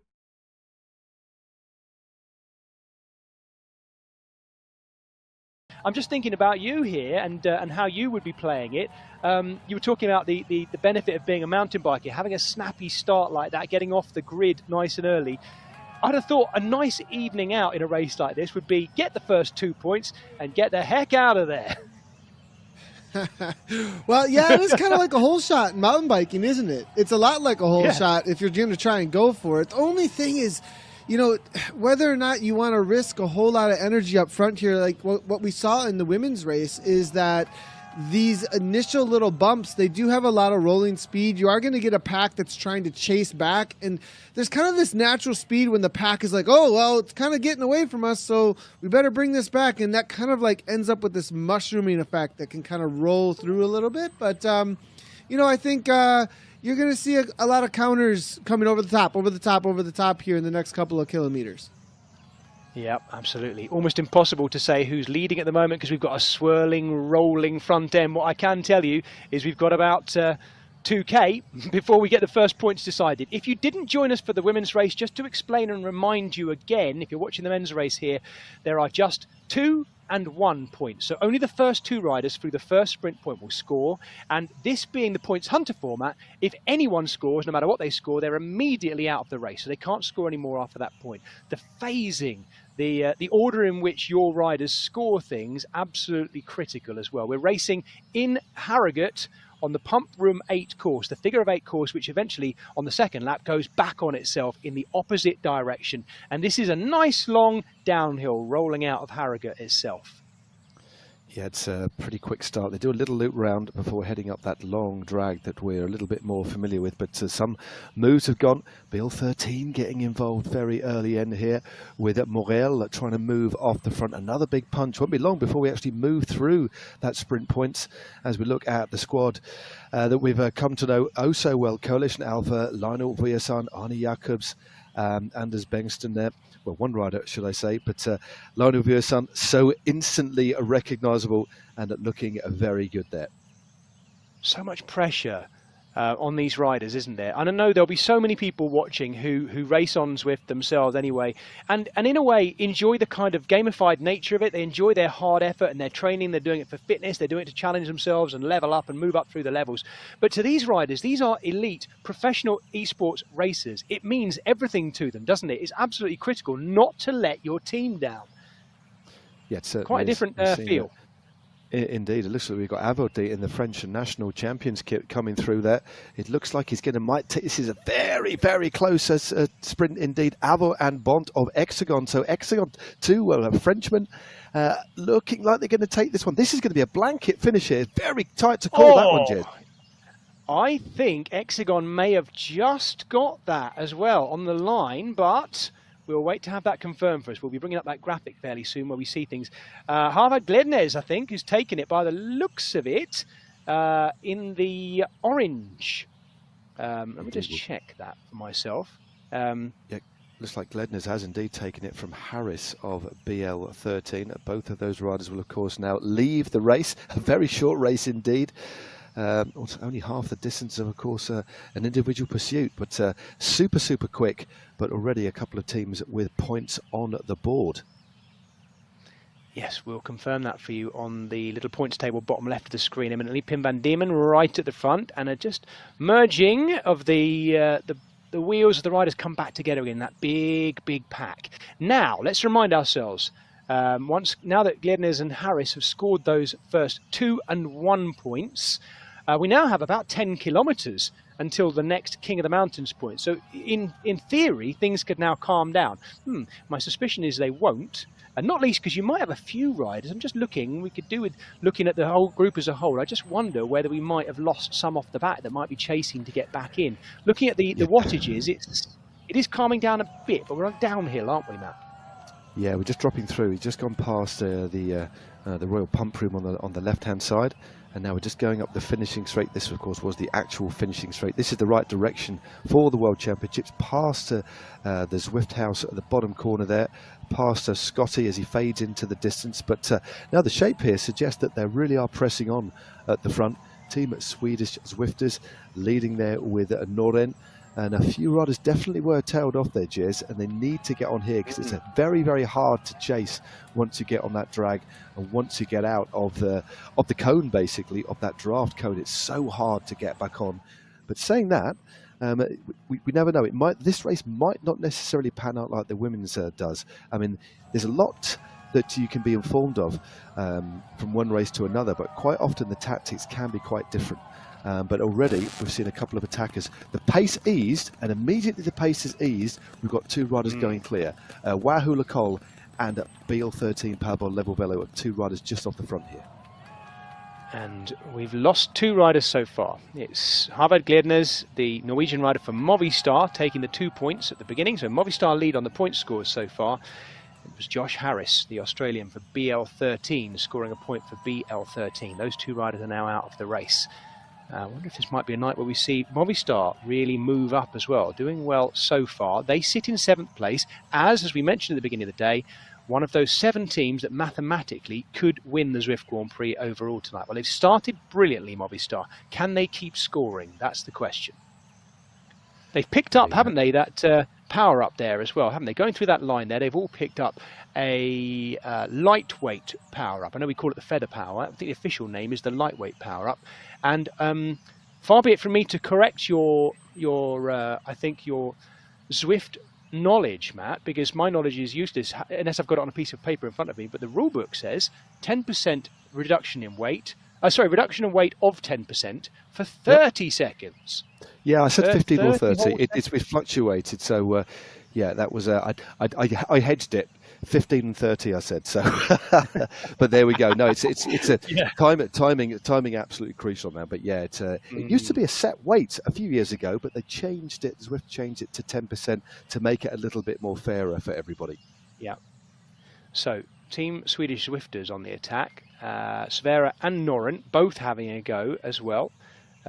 We need to remind ourselves, Team Swedish Zwifters only have 4 riders. They're missing 1 tonight as well. Whether that will be a problem, I don't know. Bear in mind, as we know, that around 60 or so of the riders won't score anything tonight anyway, because they can't come the finish. There are only that number of people that can actually score. 20 riders in total can actually score any points out of the full 80 that are potential across these 16 teams. So it is a cruel night out, a cruel day of racing, isn't it, when you can put all that effort in and get nothing for it. It is indeed. Well, we've just seen 1 rider go clear. That's Severa of Team Castelli. He's got a 3-second lead as we look at Brian Duffy Jr. Well, that is a very beautiful national champs jersey, isn't it? The stars and stripes of the esports champion of the United States. That looks very cool indeed. Just to double check, just to check in on the point score, of course, with that win by Glednes, Movistar are currently leading. They have 2 points. And the Beal 13 Powerball Level Velo have 1 point. But as you were just saying before, next time through the next sprint up the road, which is about 5k away now, there's a few more points to offer, 3, 2 and 1. So Movistar E-Team with an early lead. Yes, I'm also loving Duffy's USA Champs jersey. Very smart, these national champions jerseys, aren't they? By the way, worth us mentioning that if there is a tie in points tonight, then the tiebreaker is the earliest scoring rider on the night as well in the race too. So we might have to come back to that. We'll see. So the early points are going to be particularly impactful. World champion on the strikeout, Bjorn Andreasen going for it, but he's not getting it all his own way either. That looks like the colours of Deepak Elite going after him. Yeah, it's a good move. Deepak Elite just latching on to the back there. Trying to get across the gap here to Severa. He's still leading, but it's Andreasen. I think it's Morgan of Wales, actually, the rider from Deepak Elite, but he's certainly drawing a bit of a chase behind, because the peloton have latched onto that little counter-attack, and that's eaten very quickly into the lead of the Italian, who is still currently clear. They've just gone down that drag. You get a little bit of momentum, which you can really carry up the top of this drag here. 3%, and then it flattens out again, as you can see those stone walls on the left-hand side, but it does look as if Severa is starting to fade a bit. That peloton moving rapidly up this drag. Nathan, what can you tell us about Nicolo Severa? He looks good, but he's seemingly struck out at just the wrong moment there. That's going to take a bit of surviving from, because he had a big effort, didn't he? Yeah, it's a big effort, and this is the same exact thing that we saw from Hag, is that can you hold on to a gap over that long drag? It's very tempting, isn't it, to use a long drag like that to see how much time that you can get away from a large pack. But when that pack comes down that other side of that climb and starts rolling with that speed, it just it becomes very, very difficult to stay away. If you did a comparison into kilometers per hour, they were probably traveling 5 kilometers per hour faster over the little bump at the bottom of the descent, actually, and that's what brought that time back pretty quickly. Severa, definitely a rider who likes to break away. I wouldn't be surprised if he's able to hang out toward the later half of the race as well. Another attempt after letting the legs, maybe. We'll see. We'll see how much he can rest up. I mean, the KOM's coming. We'll see how hard they go and how negative the racing is. If 3-4 get away, they might calm down over the top of the KOM, but it'll be interesting to see how that plays out. Thank you, Nathan. We've got an attack here from Benoit Coulier, the Foudre Pencheuse coalition rider, but he's got company too. Let's remind ourselves that this next King of the Mountains point, there are 3, 2 and 1 points available. We've only had 1 point, sprint point so far, won by Movistar. There's 3 riders here clear, so they would hoover up the points neat and tidy if they could. McCarthy and Panizza, another Italian. What a mix of different nations represented in that top 10 currently out on the road. It was Coulier who started this one off. There he is, right in the middle. Yeah, Castelli have been very aggressive so far. Aggressive, of course, in the women's race, winning the individual night. First across the line, of course, there. So no doubt inspired by the performance of their fellow teammate across on the women's. But yeah, he's been joined by Coulier's. They've got 5 seconds. So these 4 riders, we've got Mir of Wahoo Lacole, McCarthy of Restart, and then we've got Castelli's, Panizza, and Coulier's, should I say, of the Foudre Pencheuse. And they've opened up a nice little lead here. 5.7 seconds is the gap as they plunge down the other side. An opportunity on this particular section as it gets pretty steep there. You can just see top right, there's the gradient, minus 14%. Remember, they've got to come up this in about 14 kilometers time. And that's an absolute brute. They carry a lot of pace here. And this little group, if they stick tight together, they'll get the benefit, that added bit of momentum that was being discussed at length a little bit earlier on, of course, by Nathan. Noticed a few of you out who are watching. Thanks very much indeed for tuning in on YouTube to the final round of the Zwift Grand Prix. I can see a lot of you have got those Zwift companion apps. I can't believe it. I haven't mentioned it just yet. So do fire up those companion apps, get involved and give your favourite riders a ride on. It really does make a difference. But yeah, they've got this long drag. They swing right, flat section, then they plummet down, and then they hit the bottom of the next drag. And I think the guys should move up that climb probably in about 1:52 minutes. It's a pretty quick climb, but very steep at the bottom, flattens out, and then kicks up again to the line. Yes, slight problem with this. There's 4 riders clear, but only 3 of them can score points if they're to survive to the line. And having said all of that, there's still quite a way to go as well. It will come with 14.3 kilometers to go. So 4K's time from now, and we know how steep that hill is and how much speed you get into the bottom where they cross the little stream, the brook they go over before they start that climb as well. They get quite a fast run into it, and they are getting company. Here we go, coming back together. Yeah, the peloton behind. Nathan was explaining the pack dynamics. If there's only a few seconds lead, they had 3 or 4 seconds, the pack carries so much momentum. They've actually used almost that free speed to shut the gap pretty quickly to the riders out in front. And in fact, they have been absorbed. But look who's moving up there. We've got Lionel Villasan. Alvo is up in the mix as well as we get towards the top of this climb. Scotty on the left-hand side, surveying this scene. And it won't be long before they start plummeting down the other side here. 16.6 Ks to go. And they have about 3 Ks now, 2.5, 3 Ks before the next King of the Mountains. And that one, well, that starts the next phase of the race really, Jess, doesn't it? Because all of the climbs then are packed between 13.2 Ks and 18.7 Ks. So 3 opportunities to score points in just 5 Ks. Yeah, there's only about 2 or 3k between each of those points, and then we have a bit of a longer gap. We have just over 8 kilometers between the final King of the Mountains point and the finish itself. Don't forget, the finish is where the highest number of points are: 6, 5, 4, 3, 2, and 1. And look at everything bunching up right now as well. Nathan, can I just ask you a question about, and this is me extending my understanding of the gamification of Zwift as well, how it works and how it interacts with what the rider's actually doing IRL, wherever they are around the world, on their turbo trainer or their Zwift hub. I've got a couple of questions for you. As we watch them go into this fast descent, how do you instigate the super tuck? We've mentioned it a couple of times. Is it just a case of coasting on the pedals, or you've got to be up to speed already for it to happen? So that's a great question. It's actually changed since Pack Dynamics 4.0 launched last summer. It used to be that you would super tuck no matter where you were in the pack at 57 kilometers per hour or more. That 57 kilometers per hour has stayed the same. So if you hit 57 kilometers per hour or more on a downhill and you go to 0 watts, then you do start using a super tuck. But now with the new Pack Dynamics, only the rider on the front actually goes to into a super tuck, or only a rider who's not drafting on anyone toward the front of a pack, at the front of the pack, will actually do a super tuck. So then you don't get this continual snowball effect of free speed just over the top, and the pack kind of gets out of control. So that was another game update that actually made it a little bit easier for breakaways to succeed.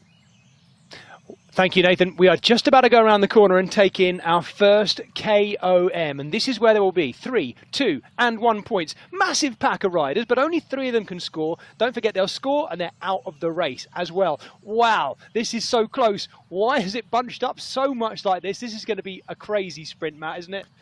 It certainly is. Just look at the power. They've all got. We're holding around between 4 and 6 watts a kilo. This is where the road kicks up.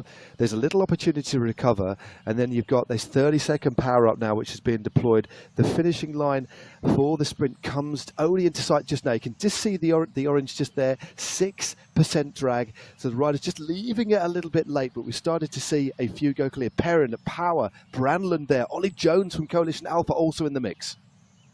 Only 3 of them can score. Kel Power right at the front. Kel Power looking like he's got this. The others may as well drop off, because don't forget, the first 3 who score here are out anyway. You don't want to waste your energy before you and actually get nothing for it. Power, Perrin, Verhella looking like they're the first ones across the line and therefore scoring the points. We'll wait to confirm that for you, but Kel Power getting the 3.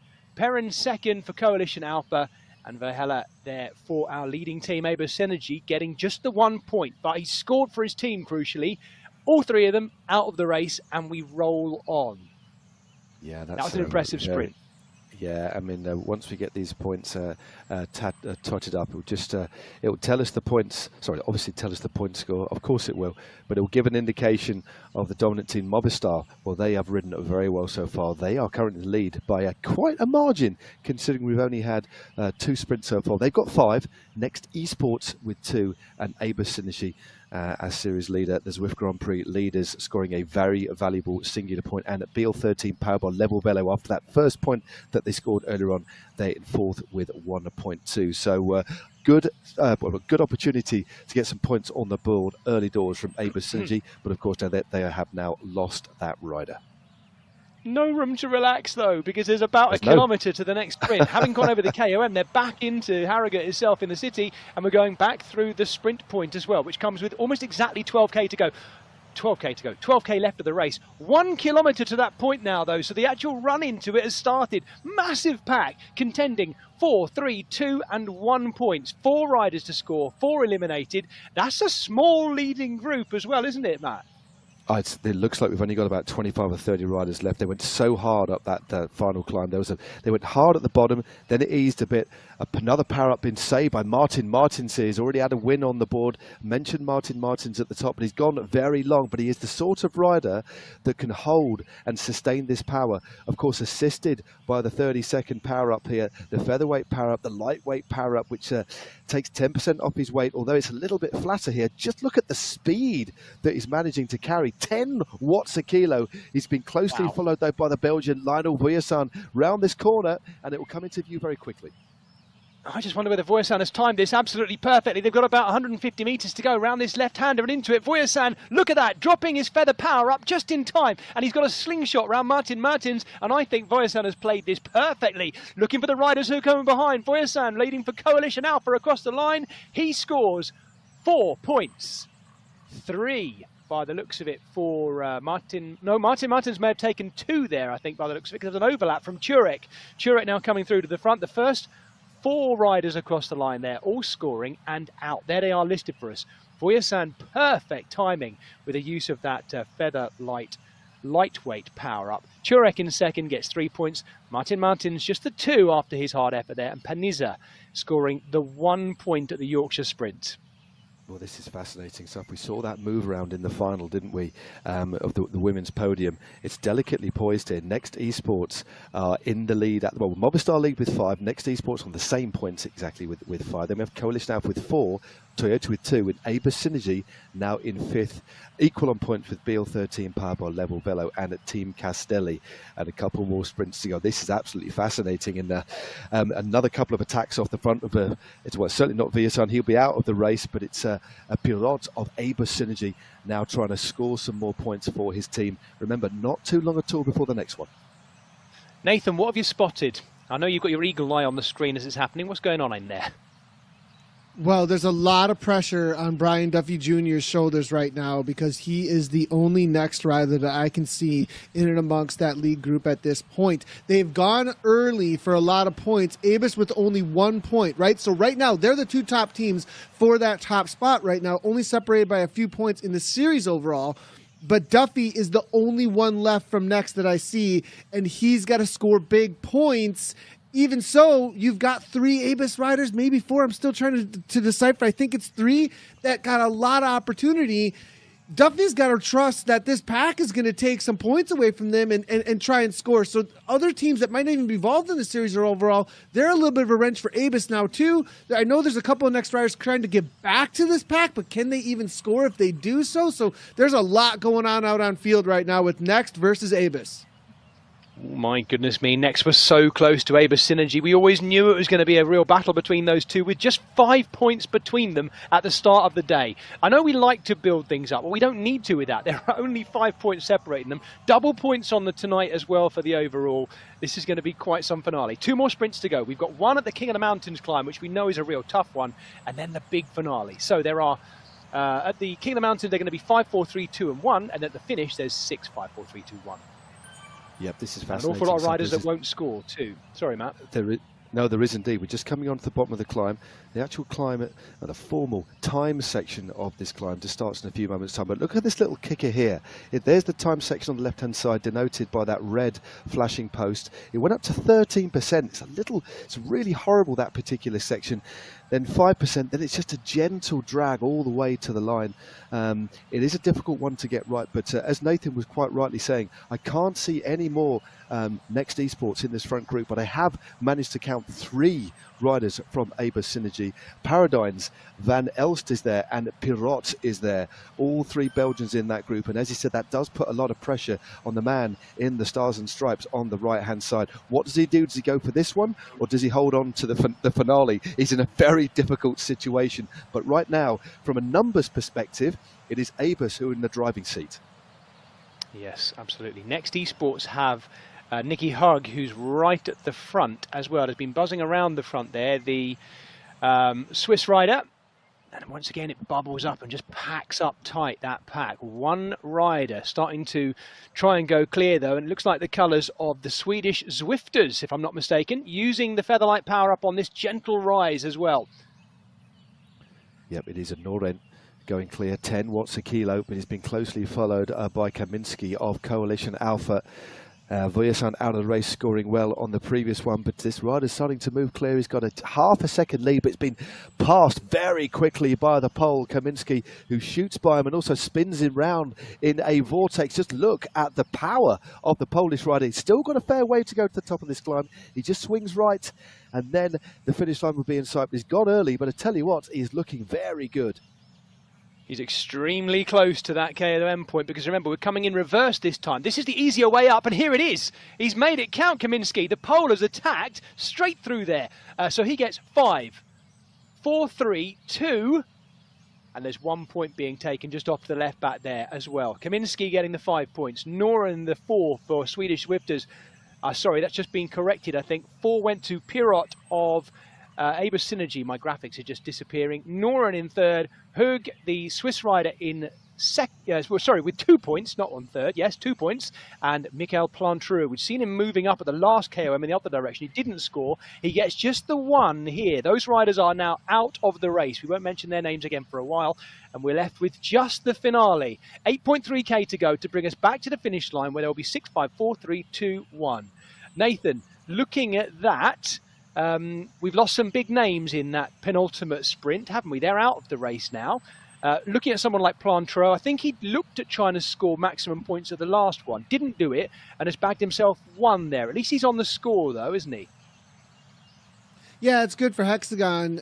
It's not going to probably do it for them, though, when it comes to the overall in the series now at this point. I think the conversation, I did miss Nicky Hug. He was in there. He was able to score. He was obviously marking Perot, I believe it was, that was able to score there at the end for Abus. Now, the reality is, though, there's still plenty of Abus left in here, and we're back in that same situation where there's a lot on Brian Duffy Jr.'s shoulders. We did just see Pim Van Diem from Movistar and Neil Freyet go, and now it's about marking for a win, right? Like, you're sitting here thinking about Abus Synergy and what's happening with them versus Next, and that's kind of what's going on in their heads. Well, there's other riders who are just out for the win. There's points that they can just take away from you if you don't cover their moves. But at the same time, are you dragging those other riders for the series overall with you? Lot of chess going on here with all the riders. What do we cover and what will stay away and what will just be brought back? This is a leading group of just 11 riders. You can see them on the right-hand side of the screen, down to 11th place. The gap back to 12th place, and Viort riding for Wahoo Le Col is 8 seconds back from the lead. So there are 11 riders now in the lead and 6 points to be scored. This is now a much more interesting tactical situation, isn't it? And even amongst that, they're splitting up as well and not all getting the benefit of the full draft by riding off the wheels. Yeah, this is absolutely fantastic. It is fascinating. A great win there by Kaminski earlier on to add some points to the total of Coalition Alpha. But yeah, this is a small group. Remember, we've got this horrible, no more points on offer until we get to the finish line now. But we saw on this particular section, the women's race absolutely explode up that brutally hard climb. There's a Brian Duffy Jr. in the mix there in the Stars and Stripes. Can he do something special tonight? Van Elst is there for the leading team. Abus Synergy as well, and I think we've got 11 riders in at that front group who are enjoying a lead of 13 seconds over the chasers. What a list of names as well. Nathan, looking at those 11, let's see if you can get this right. Who's going to be first across the line? Oh, well, I've actually sprinted with Duffy. I've sprinted with Duffy on this specific course. He knows this course really, really well, and he knows when to go.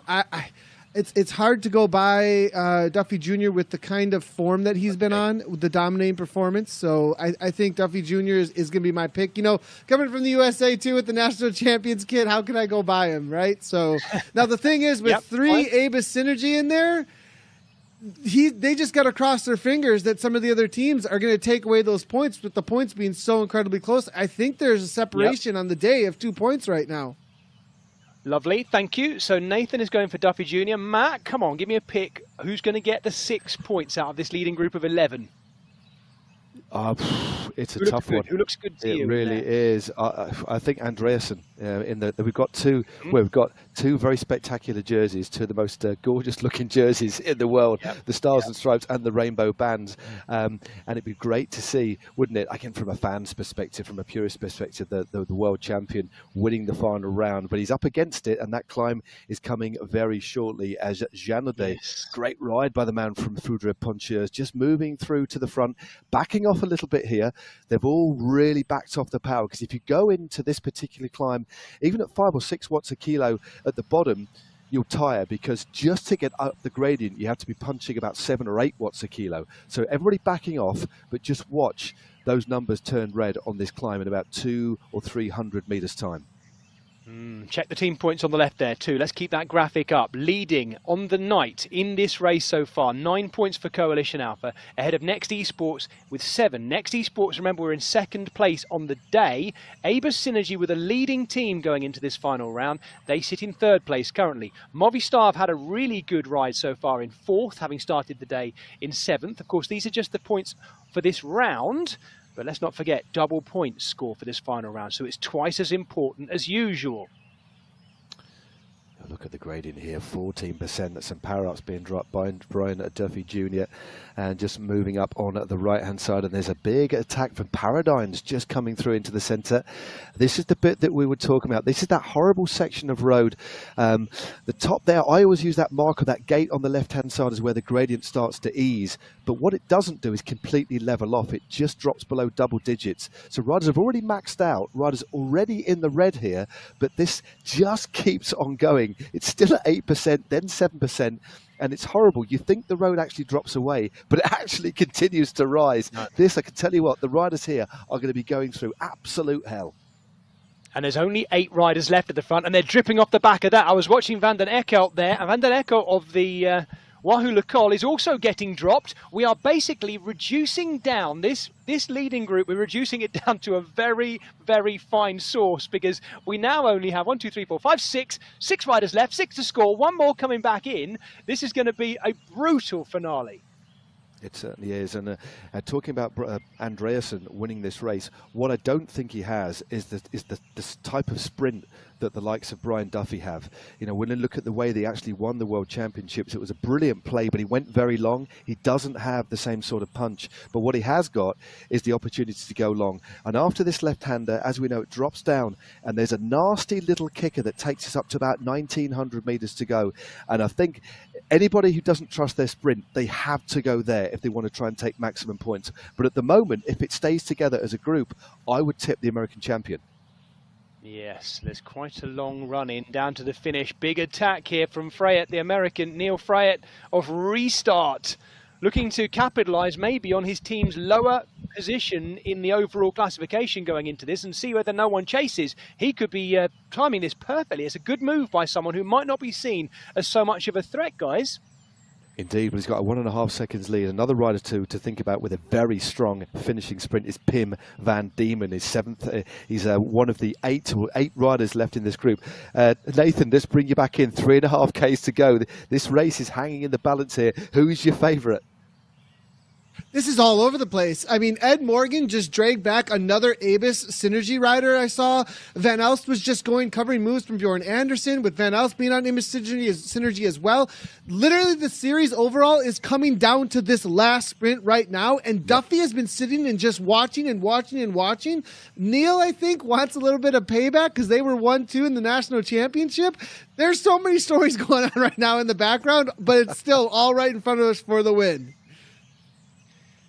Fantastic. It is coming back together again, though. The Welshman Morgan just hanging on, just under 6 watts per kilo. We know that it's quite a long, very gradual downhill back in towards the finish line in the middle of our course here. But Bjorn Andreasen going long. Matt, you mentioned earlier he won those Esports World Championships by going long. He went crazy long, of course. He was out there for miles by himself. And in the end, it was a bit of a surprise.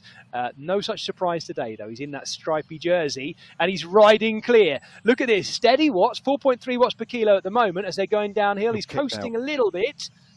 Yeah, he's got a kick now. This is where with 2.5 Ks to go, he's going to go in. He's got to go into the red. Look at this. His power's gone up now to 8.4 watts a kilo, 178 beats a minute. Brian Duffy Jr. knows he's a dangerous rider and has actually dragged that group back. This is going to be hard for Andreasen. It's a reverse roles now. Andreasen has now got to try and stay in that group, not lose any positions. But it looks as if a couple of the riders have just started to back off ever so slightly. 2.3 Ks to go, and this continues to drag. Look at the right-hand side. It's actually 9% here. It's deceptively steep, but there are some very quick sprinters. And as Nathan quite rightly put it out, mentioned, the overall rests within this group. The overall we decided within this group. The whole series is hanging now in the balance. It really is. We've got 3 riders from Aber Synergy in there, but remember, they only have 5 points and Coalition Alpha have 9. This is absolutely fascinating. So the American champion has got it all to do now. He really has. 2 kilometres to go. 10 riders in contention for the remaining 6 places that will score at the very end of this second edition of the Zwift Grand Prix. This is going to be brilliant. It's so close between Aber Synergy. We can see the Aber Synergy jerseys there, tightly packed together in the middle. Don't forget, Next Esports are represented by Brian Duffy there in that US National Champions jersey off the left-hand side. Fryatt might as well have another go himself here again, and it looks like he's doing exactly that, Neil Fryatt, from restart. He's the only restart rider in this final group of 10. He's had a very good ride to be there too. Indeed, well, there's nobody in this from Coalition Alpha. They're leading at the moment on points, but they've got nobody left in this front group. There's the world champion just towards the back, looking good for Wahoo Lacole. But of course, they're not in with a shout of winning this overall. It is all, of course, between Next Esports and Aber Synergy on the night so far. Next Esports have 7 points. Aber Synergy have 5. As Fryatt of the United States of America now goes clear for restart. This is the 3rd time he's done this. We've got this very, very long straight all the way down, still downhill to the bottom left-hand turn. They turn left and they will immediately see the finish line as well. And he's not the only one who's now laying it down. De Kock also having a crack for Aber Synergy in second. Can they make their numbers count in this final sprint? 6, 5, 4, 3, 2 and 1 are the points that will be scored from these 10 riders. It looks like that's what they're trying to do. It looks like De Kock is just leading them out here. Well, it certainly did look like that for a few seconds. Just he wouldn't be sitting on the front like this. He's putting out 7 watts a kilo, 6 watts a kilo. Everybody else about 4, 3.5 watts a kilo as De Kock continues to ride hard. And in fact, he's opened up a gap. He's turned on the gas, 9.4 watts a kilo. They can't get his wheel. This is absolutely superb from the Belgian. 580 meters to go. That left-hander is going to come up. His lungs are going to be burning. His legs are going to be on fire as well. But he's got a 1.4 second lead. Mathieu de Kock is about to take the left-hander here. He'll see the finish line straight away, the Belgian, riding for Aber Synergy, our leading team. They would want to do this at the final round. Can he hang on, though? Because they're properly opening up behind now. De Kock has gone long. I think he's going to get past. Yes, he is, but by his own teammate. He's been passed by Paradigms. Paradigms now going for the line. It's so close in this final sprint. Absolutely electric racing right at the very end. We're watching a sprint from the front, and it looks like, I think, Paradigms has hung on ahead of Duffy, Fryatt, Andreasen, Van Alst, and the final point will be scored by Gilmore for the team who took it up early on today, Hexagon as well. That's provisional. We will confirm that for you in due course, but I have to say, Aber Synergy, well, behaving like the leading team in there, but Next Esports, how close can they get in the final point scoring, nail-biting finale? So close, wasn't it? It really was. I mean, Aber's scored a few there, that's for sure. With the win, with 6, and with 5th position, another 2. So that's 7 points to add to their total. I think we are getting the final points tally through. I won't give you it just yet till we get final confirmation, until our abacus at Zwift headquarters is finally checked and double checked again, because there's so much at stake here. But what a brilliant race that was. Similar to the spectacular women's race we had, it really came down to that final climb. It exploded. Riders previously had sacrificed themselves for the team and taken those points. But for this series to come down to the final 5 or 6 Ks, I think it says one thing. The riders have really taken to this format, and the format's got the balance right. And what we do have is an immense strength in depth amongst the teams now. There's no one dominant team. There are, from week to week, we have dominant teams, but I think there's a real even playing field amongst the top teams now, and that has made... We wachten nog even op de resultaten, maar misschien heeft u het al gezien in de uitsnijding. Ja, het ziet er redelijk goed uit. Jasper wint de koers. Stefan was ook nog 5e. Next scoort met 1 man nog maar punten. Dus we stonden, bij mij weet ook, maar 1 puntje achter. Dus we wachten nog altijd op de definitieve uitslag. Maar volgens mij kan het niet anders of het is binnen. Ik geef even nog terug het woord door. Ik kom zo meteen bij jullie terug. on the race who've come up with this format. And running it, I think, on the Royal Pumproom 8 course here at Yorkshire, it's just the perfect way to finish. I'm not just saying that as a proud Englishman. I mean it because of the level of racing that it lends itself to as well. It's a spectacular looking course, but absolutely perfect combination of climbs and flat sprints. Yeah, I mean, you could have put this points race on a different sort of course, this points on a different sort of course, but I think you're quite right. Firstly, it's a real racing course. It doesn't suit the pure climbers. It's more of a classics course, really. A classics course, an unpredictable course with descents, little flat sections, drags, very steep climbs, lends itself to riders who are aggressive. And for the whole series to come down to this final race on this final course, I think was almost perfect. It really was spectacular. Yeah. And I said the riders have really taken to it. It's a difficult format for the teams to get their head around, but I tell you what, it made for some intriguing, entertaining racing, and that's what this is all about. Nathan, just to get your final thoughts on that men's race, it's been such a close men's series, hasn't it? And I must say, particularly when we saw Andreasen trying to go solo like that, I didn't think we'd be treated to such a close finish. It was very, very close, wasn't it?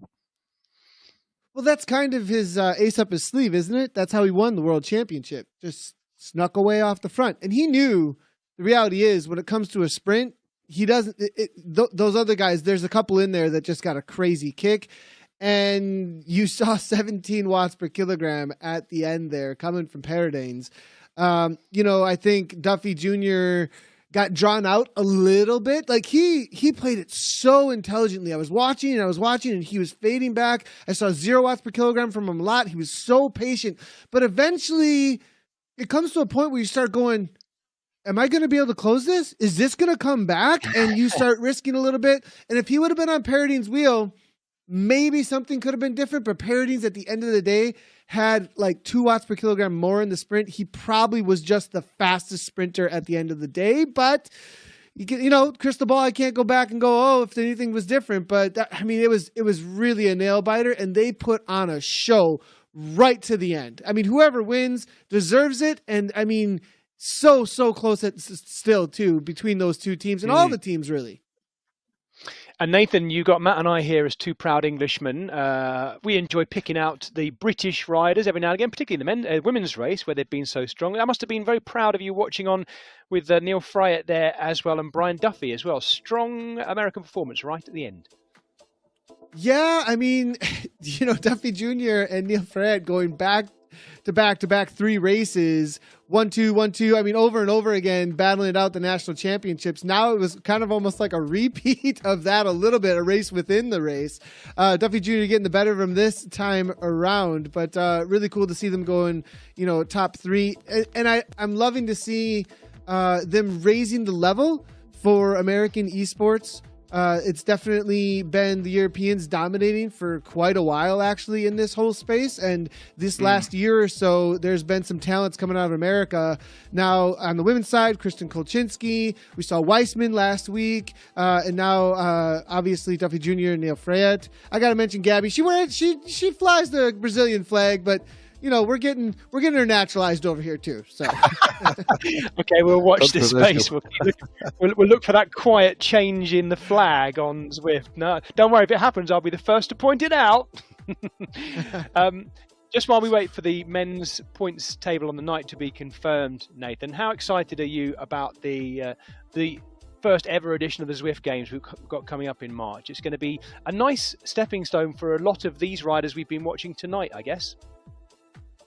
Yeah, when you talk about democratization of like merit and being able to bring that forward from individual riders, right? Like there's a huge selection of riders that are going to be able to come out of the community and show what they have in the Zwift Games. I really do think, I like the naming of it.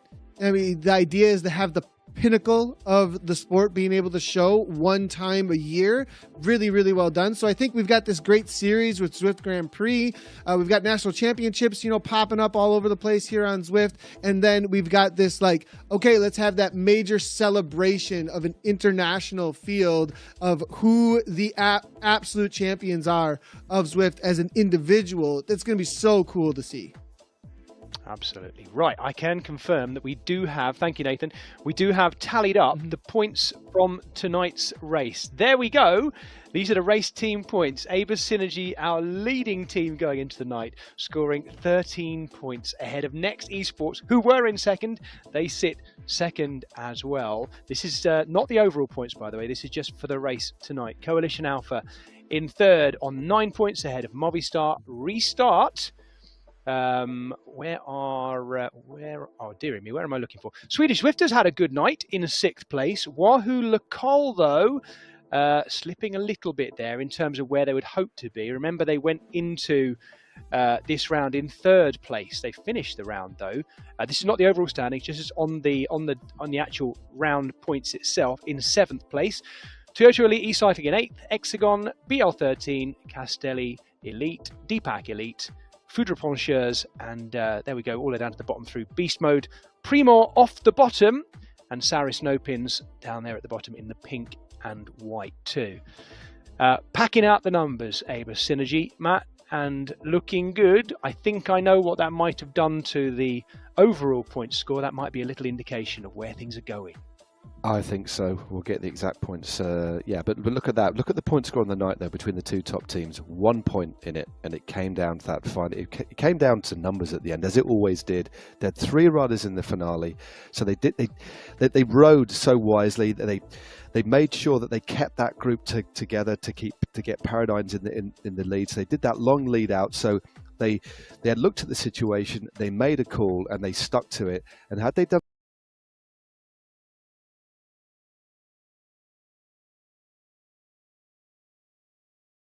Zoals u het ziet, dames en heren, winnen we vandaag met 1 punt verschil op Next. En daardoor winnen we ook de Zwift Grand Prix 23-24. Ik denk dat zometeen de eindstand er wel zal opkomen. Fantastisch gereden. De jongens zijn door de muur gegaan die vannacht. Gaan die niet slapen. Adrenaline ten top, maar het is het waard geweest. Hier is het. Voilà. Abus on top voor 23-24. Zometeen gaan we nog een interview zien van Jasper Paridans, die ook vandaag de koers heeft gewonnen, maar niet enkel Jasper. Heel de ploeg heeft het ten top gedaan vandaag. En daardoor hadden we net dat ene puntje meer dat nodig was voor Next te kloppen. We kunnen er 4 op zijn. We hebben uiteindelijk, als je rekent dat we in de eerste ronde dat de wedstrijd geannuleerd is, ook die hadden we gewonnen. Vorige week trapte Rinus zijn ketting af op een cruciaal moment, want anders hadden we ook die gewonnen. Hebben we gewoon, technisch zouden we 6 wedstrijden van de 7 gewonnen hebben. Het enige dat we dan niet hadden gewonnen was de tijdrit. En al die zeggen dat Abus Synergy enkel Lennart Teugels is.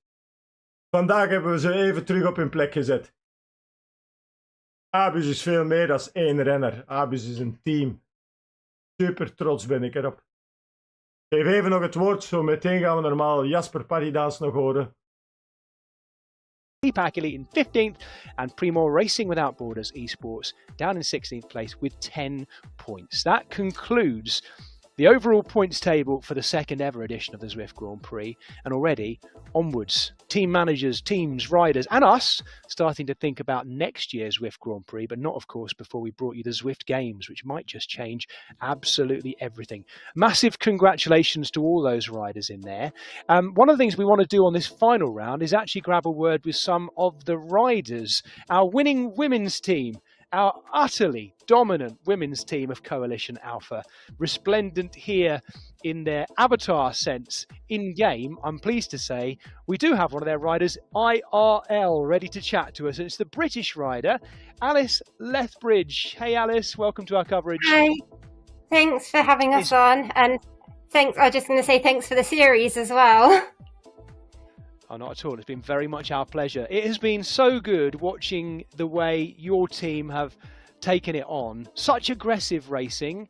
And also when we consider where you came from last year, where last year's series was dominated really by Aeonian, your team, I think your team in the end last year, was sort of 10th. I do apologise. You were 10th last year.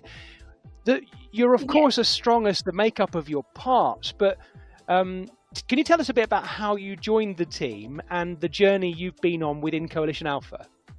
Yeah, so obviously I was really fortunate to get to go and do the Esports Olympics out in Singapore, and I was on the same team as Leo, and I just got chatting to him because I was managing Socks for Watts last year, who did really, really well, but we didn't quite have the setup to match Aeonian and really challenge them.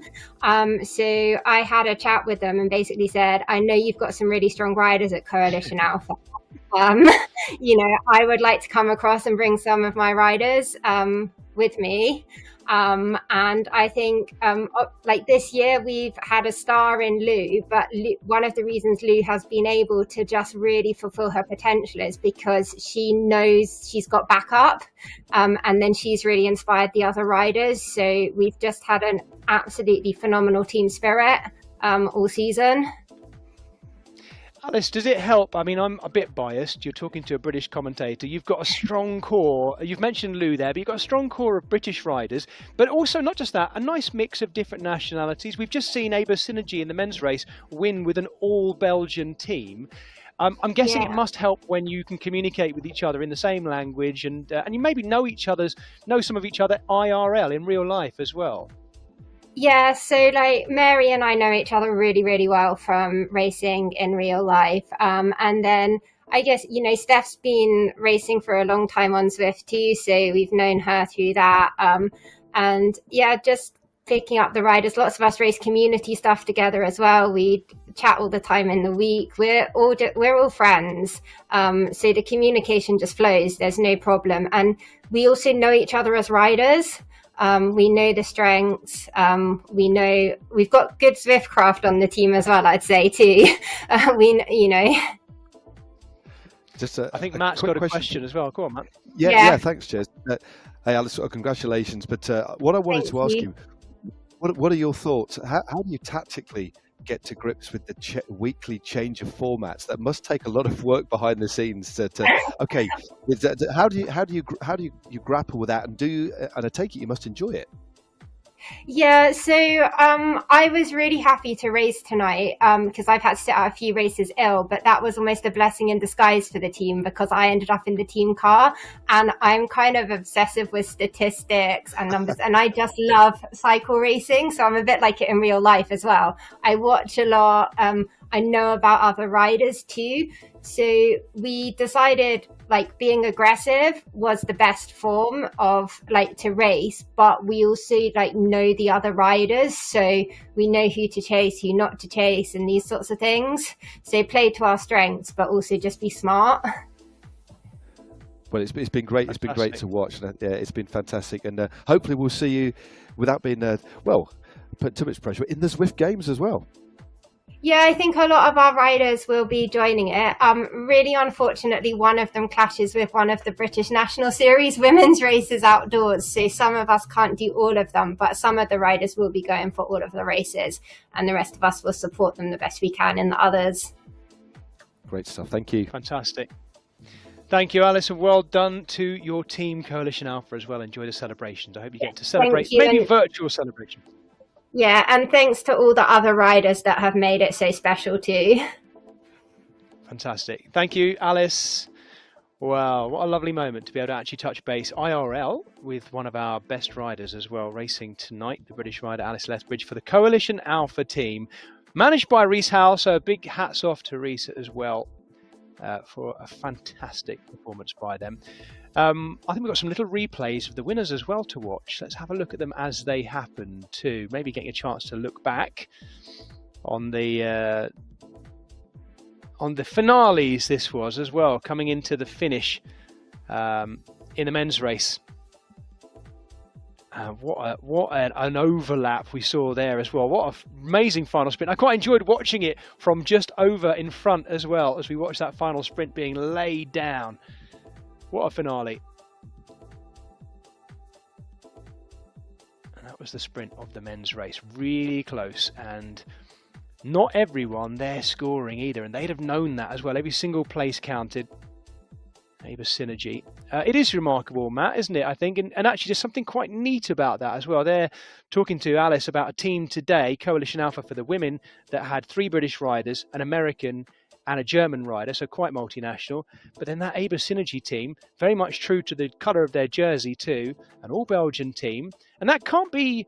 I guess there are some benefits through communication, the riders knowing each other, being close to each other and what have you. But also to bring together a team of combined strengths like that. You could imagine maybe the strongest team being made up of hand-picked riders from different countries all over the place, but nothing like that with Aber Synergy. All Belgian, all in, and winning. Exactly, and we talked about it at the top of the show, didn't we? We identified that arguably their strongest all-rounder, Lennart Turgels, didn't even ride tonight. So what they have, whatever permutation, and Lennart actually hasn't certainly ridden all the rounds either. They've got strength in depth. So basically, whatever permutation of riders they field in any event, regardless of it being a points race, a scratch race, a team time trial, they do well. So they're consistent because they have strength in depth, and also, as Alice was saying, that they race smart. They're intelligent. And especially on a difficult course like this, the harder the course, the better, really. Although saying that they're very effective on the flatter courses too. So they are the benchmark. We talked about the raising standards across the board, and how close it was in the end. But every single series of the Zwift Grand Prix, we see generally the bar raised, and it's Abers that are the team of the moment. So that they won. It was tight in the end, but it's just their strength in depth that gave them that extra resilience, I think. I think we should be able to go to... I think we may have an interview, actually, with... I do apologise. We're going to see a replay of the women's final first, and then we're lining up an interesting interview, which I'll hold back for you, but I'll tease you with that one. Let's have a look at the finale of the women's race. Colombi, so impressive over the last 2 rounds, Celine Colombi, and solo by herself, coming into that finish, and a little wave for the crowd. I like it. Look at the shots there of her finishing, utterly exhausted. Nathan, Zwift is a horribly, when you watch the rider, unless you're watching the racing, that's the wonderful thing about people watching this on YouTube, you get absorbed in the racing. In actual fact, if you literally ignore the numbers, ignore the tables and charts, you're watching a brilliant electric race. But it's brutally hard on the body, isn't it? So difficult to cool yourself down. We watched Celine Colombi finishing there. She's absolutely drenched and exhausted. It's like nothing else, isn't it? The effort. Yeah, I mean, the effort put in for sure. You actually are bringing back memories of my first real year of training on Zwift, fairly exclusively through right up until my opening mountain bike season. And I remember the moves being made in that race and a surprise of like, oh, I'm really familiar with this suffering and this doesn't feel that bad because of how much I had put in when it came to like racing KISS 100s on the weekends, jumping into the Tuesday night, Zwift training races and the kind of like trying to hold on with a worldwide level of talent. That was definitely an eye opener for me.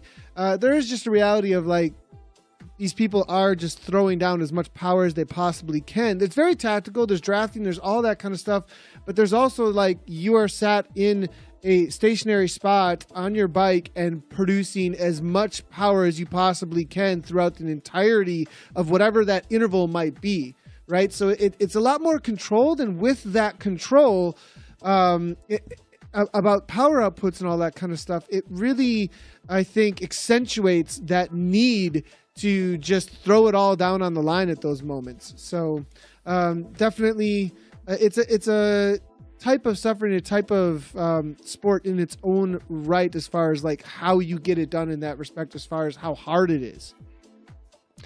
Nathan, thank you so much for being there for us throughout this whole series this winter, both on the bike racing, but also giving us your insight and knowledge. Thank you, mate. We really, really appreciate it.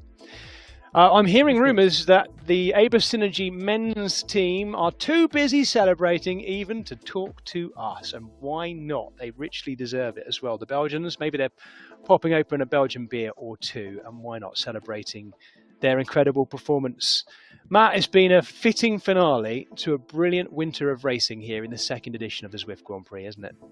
It's been great. We knew this race was going to be a thriller, lots to play for, lots of jeopardy, and we got it. It's been entertaining in spades with this disruptive format. I've thoroughly enjoyed. It's been a pleasure working alongside you, and also to be able to pick the brains of the preeminent expert on Zwift. Probably, you know, is the world's #1 expert on Zwift, if you ask me. It's Nathan Guerra. Always interesting, and I've learned so much being in his company.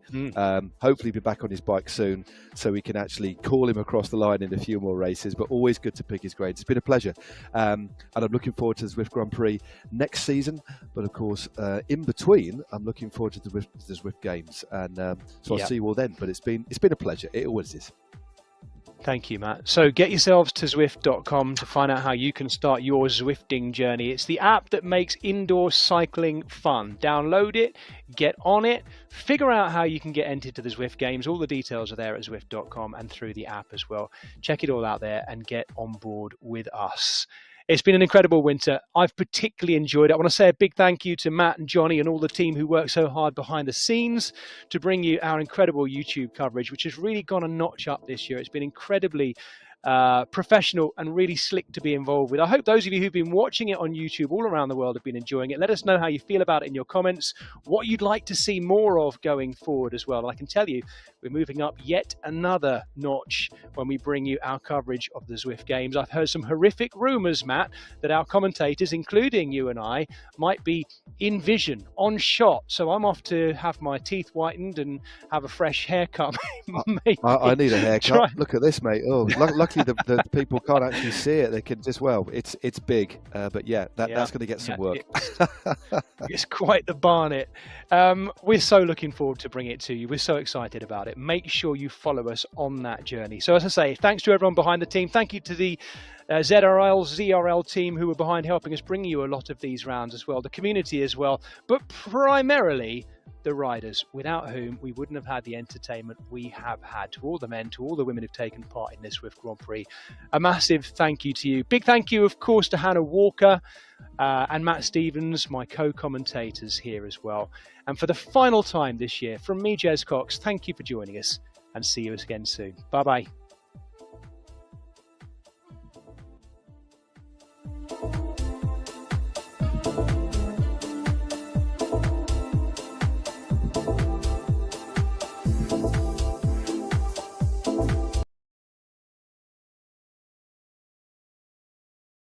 Het zit erop, het seizoen.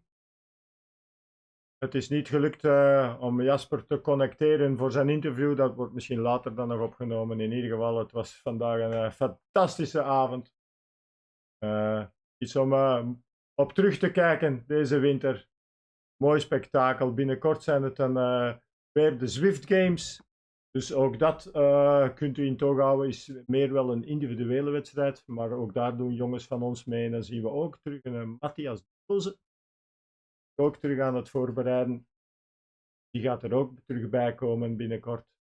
Bedankt voor het supporten en bedankt voor het kijken van dit seizoen. Het was with pleasure. Tot de volgende. Bye bye.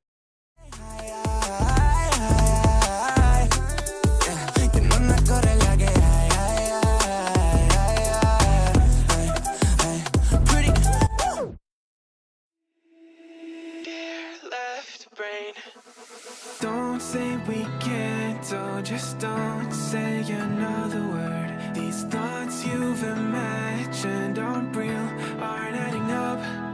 You fetched your ideas from nowhere, all from another world. Your logic's